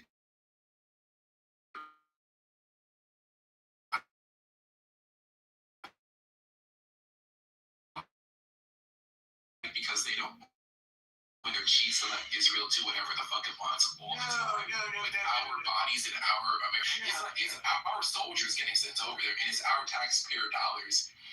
No. But it morphs into it's anti-Semitism. I don't think he's always been super receptive. And he also didn't always talk this theologically. And now he's really doing like traditional anti-Semitic Christian replacement theory, right? So it's not just critiques of Israel, it's critiques of Jews.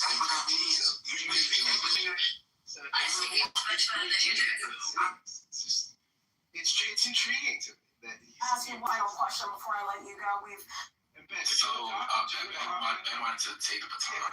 Go ahead. Yeah, it's deconstructionism. Like, if you're talking about what is the similar strand of anti-Semitism between the Tucker Carlson right and the far left in the United States, it's rooted in deconstructionism. So I think that there are overlaps of anti-Semitism, no doubt, but I don't think it's not rooted in anti-Semitism. Let me put it that way.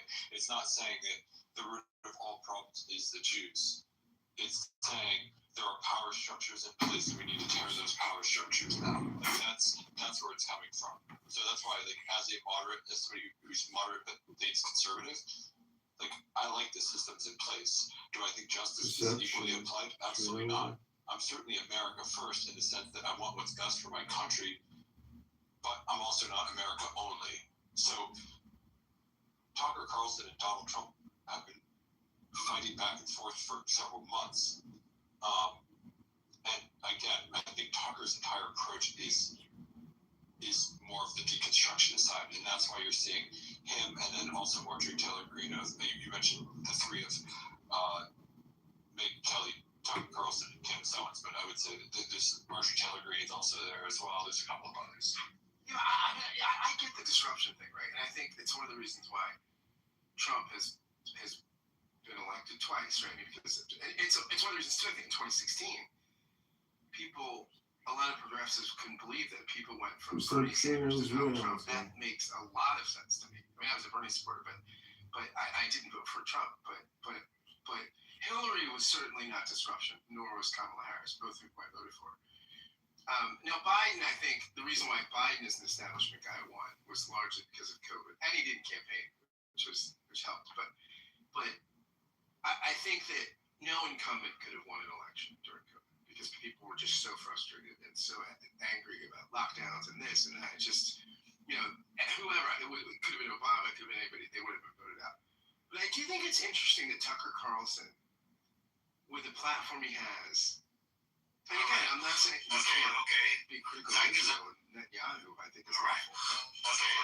But talking about Christian and tell us, like, why, as American Black people, love this guy. Because I'm not this way, and that basically the church is the true Israel. I mean, that stuff. In both in mainline Protestant and circles, that kind of talk. Ask you one final question before I let you go. We've talked about it time and time again on Chicago Report, the team takeovers. A lot of people seem to take up that cause with this platform. Chicago, we're free to move again. That's just not about Israel.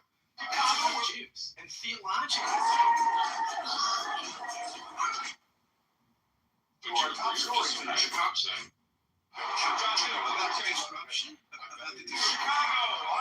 Kitover, you're a libertarian. So, like, deconstruction, trying to deconstruct the system.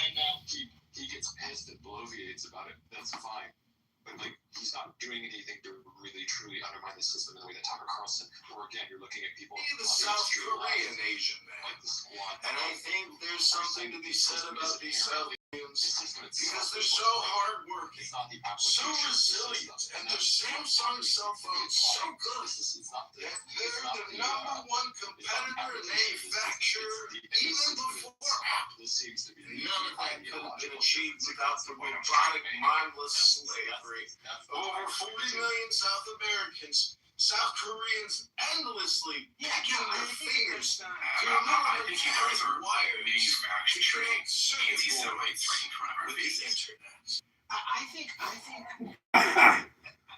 we can find that even the New Testament doesn't take right. Now we gotta go help people customize and save hundreds of Liberty Mutual. Covenant with Jesus. It's Neither where's the golf everything cart? with the New Testament, but when you basically go beyond the New Testament to Christian replacement theory,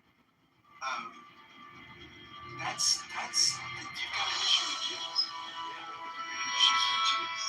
I don't think I'm manufacturing. I'm just Yeah, no, but do you have an issue with Muslims? Like when I hear a Jew speak, how can you say that you guys have a problem with Muslims? But it seems like that was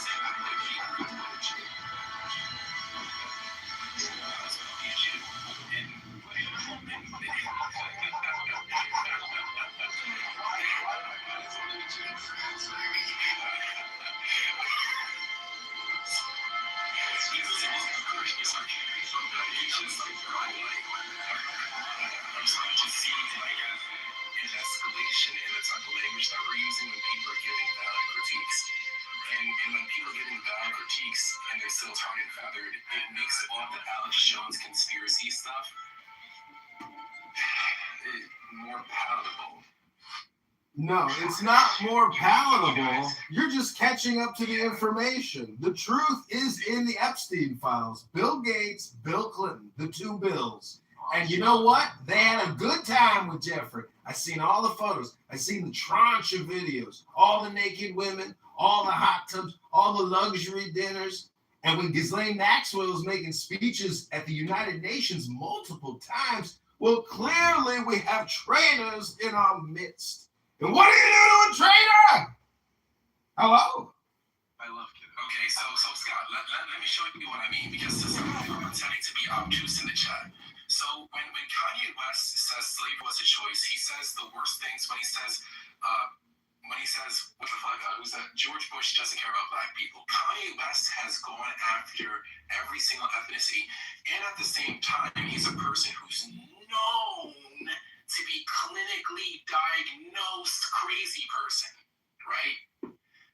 This person gets, when you look at all the stereotypes, all of the tropes regarding the small hats, and then you see them flex banning people from countries.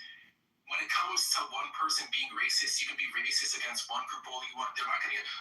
Who's banned from a country because they're racist against anybody? How do you get banned from a country? Like, that's like where it becomes like, okay, and then it becomes, all right, if you criticize them, you're going to be lumped in with Hitler Youth. So then it becomes, okay, we can't even speak about you. So then it becomes, all right, like, when it comes to all the tropes about... You're saying because a group of people has a disproportionate influence to their size, right? That's it through strategic, through success and other things have been able to be effective at advocating for their interests. I mean, I think that's not a conspiracy. Yeah, I don't think it's a conspiracy either. But if I repeat what you just say, I get shouted. Wait a second, do you think it could be because there's over 2 billion Asian people? I think it's because there's over 2 billion Asian people. Because I've asked Asian people, how are there so many engineers that come out of India? And how do they all have H-1B visas here in the United States of America? They've got it because... I'm happy to talk, but I really don't feel like... No, the positive stereotypes are the ones that are scrutinized. Wrong. What you're saying is wrong. So What you're saying Jews is are hurtful. overrepresented in What media you're saying overrepresented in the media. If we were, and lobbying. people like you wouldn't be saying the shit you're saying on social media, now would you? If we're overrepresented and we control it, then why is it so negative towards us? Please tell me. Explain that one. Why do we have all the problems we have on social media and on the media, and people like you saying the things you're saying if we control it? Explain that. It's illogical, isn't it? Completely illogical. If you want it to be. What else do you want to bitch about us? And is it every day that you like to say something? Did you pick on someone else this week? Yeah, that's happening. So what else do you want to pick on? What else are you about us bothers you? What else? So Get it all out. The other, the Do we control the sports? Do we control sports? You guys Is that also funny? control the weather. You guys also control the weather, and right now it's So that's an issue. do you think the stuff that you say then gets picked up by other idiots and they harm people as a result of it? Do you have any idea what kind of harm is happening to our community? Do you know? Do you pay attention to it? Do you read about Well, it? do you know how many car accidents are caused by Do you know how much harm you is don't happening care, to our you don't try to make community? it sunny, you don't care. After the recent incursion into Iran, within 6 days of the incursion, we received 8,000 threat to life in the United States alone to our community, to institutions in our community. 8,000 security to protect our institutions, to geofence them, to target harden them, our own money, because of shit that's said like this that other people pick up, and then they just start going up the pyramid of hate. Why don't you Google what the pyramid of hate is and learn about how your little comments then grow into a little more discrimination, a little more hatred, until it reaches the top. Why don't you take a look at it? So can we calm down? Can I just ask a question? Calm down. It's really awful to live with it. It's awful to take children to the temple and you gotta have SWAT teams. I understand. Do that feels like? I kind of do understand what social violence feels like. And all this shit just adds to it. And instead of being sensitive to it, you have assholes that say things like this that are being said in social media and then accuse us of controlling it. Okay, so I'm just going to address a couple of things. One, I believe that in America, from the ages of like maybe 6 or 7, at least on the West Coast where I live, we are taught to be sensitive to the plight of Jewish people. It's taught in the education systems all up and down the state, probably in the other two that are above us as well. I don't know what's going on in the rest of the country. I live in California. We have a whole museum dedicated to educating people in the Holocaust and the plight of Jewish people. I know it was a beautiful museum. I wish you were right. It's new stuff being introduced into the education system and the ethnic studies in the California education system is a real problem. There's a lot of issues with it. I'm talking about in K through 12. So yeah, that's where I'm talking about K through 12. Well, they don't do ethnic studies in K through 12. Well, yeah, it's being introduced. I'll put this stuff in the chat if you want to. Oh, you never heard of DEI education? CRT? It's called CRT, baby. Look it up. It was a problem, and it's coming back, baby. Bro. So while, critical race theory is what the acronym stands for. CRT. Okay, to be honest, I'm down. Now the real fascist comes out, ladies and gentlemen. She's not a Democrat. She's a fascist communist.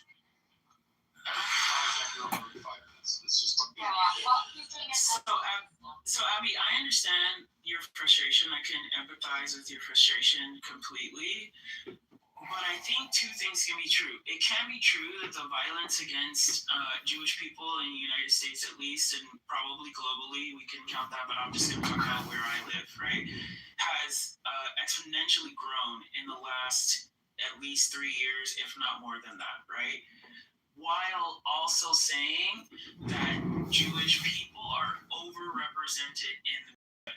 This is just a raw fact. So, despite being 2% of the population in America, right? You asked a question about Jewish people being like controlling the league. I don't know about the word control. That's like kind of weird to me. But Define that word a little bit. yeah, like but being like an owner. Well, who owns the media? So half of the NBA is owned by. Media. You said media. Well, you said sports, so I'm answering that question first. We'll get to media. It's okay. I'm gonna do the thing I'm doing. Cool. So half of the NBA is owned by Jewish people. I don't think that this is bad, but yes, half of the NBA has Jewish owners. They have Jewish owners. I can totally get that list for you once I'm done saying what I'm saying. Cool. I think like 30% of the NFL has an owner that is of Jewish descent. I don't think that these things are bad. Like, people want to collectively share in what the American dream can be. That does mean creating teams. It does mean producing media that maybe represents your stories better. It does mean, like, you know, getting involved in the whole fucking machine. I don't know why. Maybe it's because, like, people do use this demonstrably in conversation to demean Jewish people, but admitting that that's a fact isn't a bad thing, right? I asked Scott something. Yeah, sure. Scott, is Jeffrey Lurie a bad guy? Because Scott, is Jeffrey Lurie a bad guy, Scott? Who's Jeffrey Lurie? I don't know who that is. He owns the Eagles. Is he a bad guy? Oh, Jeffrey Lurie. Oh, yeah. No, He's a good guy. Is Robert Kraft a good guy? Puts a lot of money in his community into Boston, to Massachusetts. Robert Kraft is very philanthropic, right? I go through some more Jewish owners of the NFL. now we're going. No, but I wanted to talk about Thursday. So you're talking about media, because I think media is really interesting. And the word control is really interesting. So, Cersei, may I ask you something? The media, so it's NBC is a public corporation, right? Publicly traded. ABC is only Disney, publicly traded corporation. So I actually own part of the investment stuff in Disney. So let's go through it. These are publicly traded corporations. Publicly traded corporation. Right, so while you answer to Disney, by example. Sure. Well, while a company has to answer to its shareholders, right, there is a person in control or a group of people in control who make the bulk of the decisions. So these might not be like when you use the word company, define the company. No, I'm not triggered. This is like about trying to, it's like kind of law 101, like trying to explain to people. No, Kitty, what's a publicly traded company? NBC. I'm smarter than you on this. What's a publicly traded company? It's not a game. It's logic. It's basic logic. Nobody said all. No one said all. No one said you said control media. So I asked what the media is and who the media is and who owns the media and the publicly traded companies. So it doesn't have that list control the media. It doesn't have to be necessary. And then you agree. You did say it. If they're all represented, that's fine. Oh my lord. You did say it. So I'm just trying to explain who these companies are. They're publicly traded. Sony publicly traded, right? David, you live in LA. Let's talk about all the media in LA. Publicly traded companies, David? Democratized ownership. That's not bad. You know that. You know that publicly traded companies. Board of directors.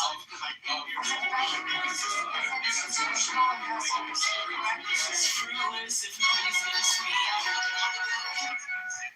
One at a time. Sorry, I didn't hear you start, Scott. One at a time. First, Abby, you want to go? I was just pointing out when they say that Jews control the media and taking that trope, I was taking the trope and explaining that the media, the majority of it, are big publicly traded corporations with institutional investors, all kinds of different individual shareholders. There's a board of directors, and the majority, if we break down the top media companies in the United States, are publicly traded entities. Dude, running. Let me go. Let me finish. So therefore, when you make that comment and you talk about a company, nobody made that comment. You did. You have to be intellectually honest as to who you are talking about. So for me to ask who who the companies are. There was a reason I was asking it. And I'm sorry if you take offense, but it's a little Socratic to make someone go through the process and realize sometimes their statements, you have to break them down. Break down the word control. Every word that you say, there is an explanation or a definition of it. And that was my point. Okay, so I'm responding because she just mischaracterized what I said. And I'm not a PC person, so if I said something, first of all, I'm going to show that she was control of running people have to deal with. And I'm trying to think out loud, and I'm trying to ask the room, hey, all of these different things that are lining up, what are people supposed to think? Okay, so let's Jewish people are overrepresented in the media. That is what I said. Let's think about the media. No, that's what I said. Literally, what I said is the only thing that I said was that it's obvious that Jewish people are overrepresented in the media, and no one disagreed with me. Well, what does overrepresented mean to you? For percentage, based on population, Scott agreed. What do you mean? What does it mean? Why do all these? You know what overrepresented? No, I don't. I want to know what you know what overrepresented based on your population, based on the size of your population.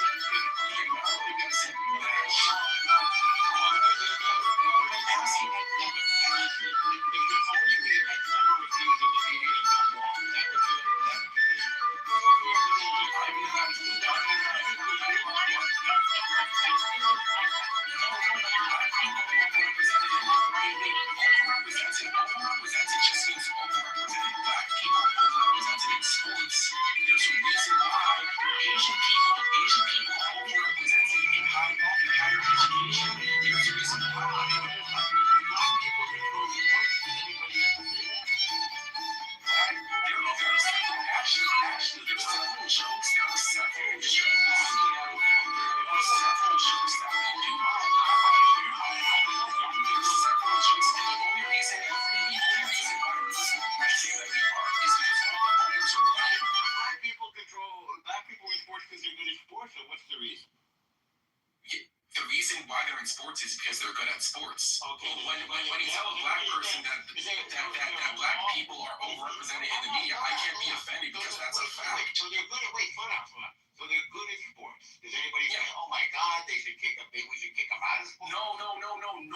That's what you guys do. As soon as I say that Jews are good at media, the next thing is we want to kick Jews out of media. What does you being good at media? Wait. Tell Norvo he's not saying he's not saying something he might be a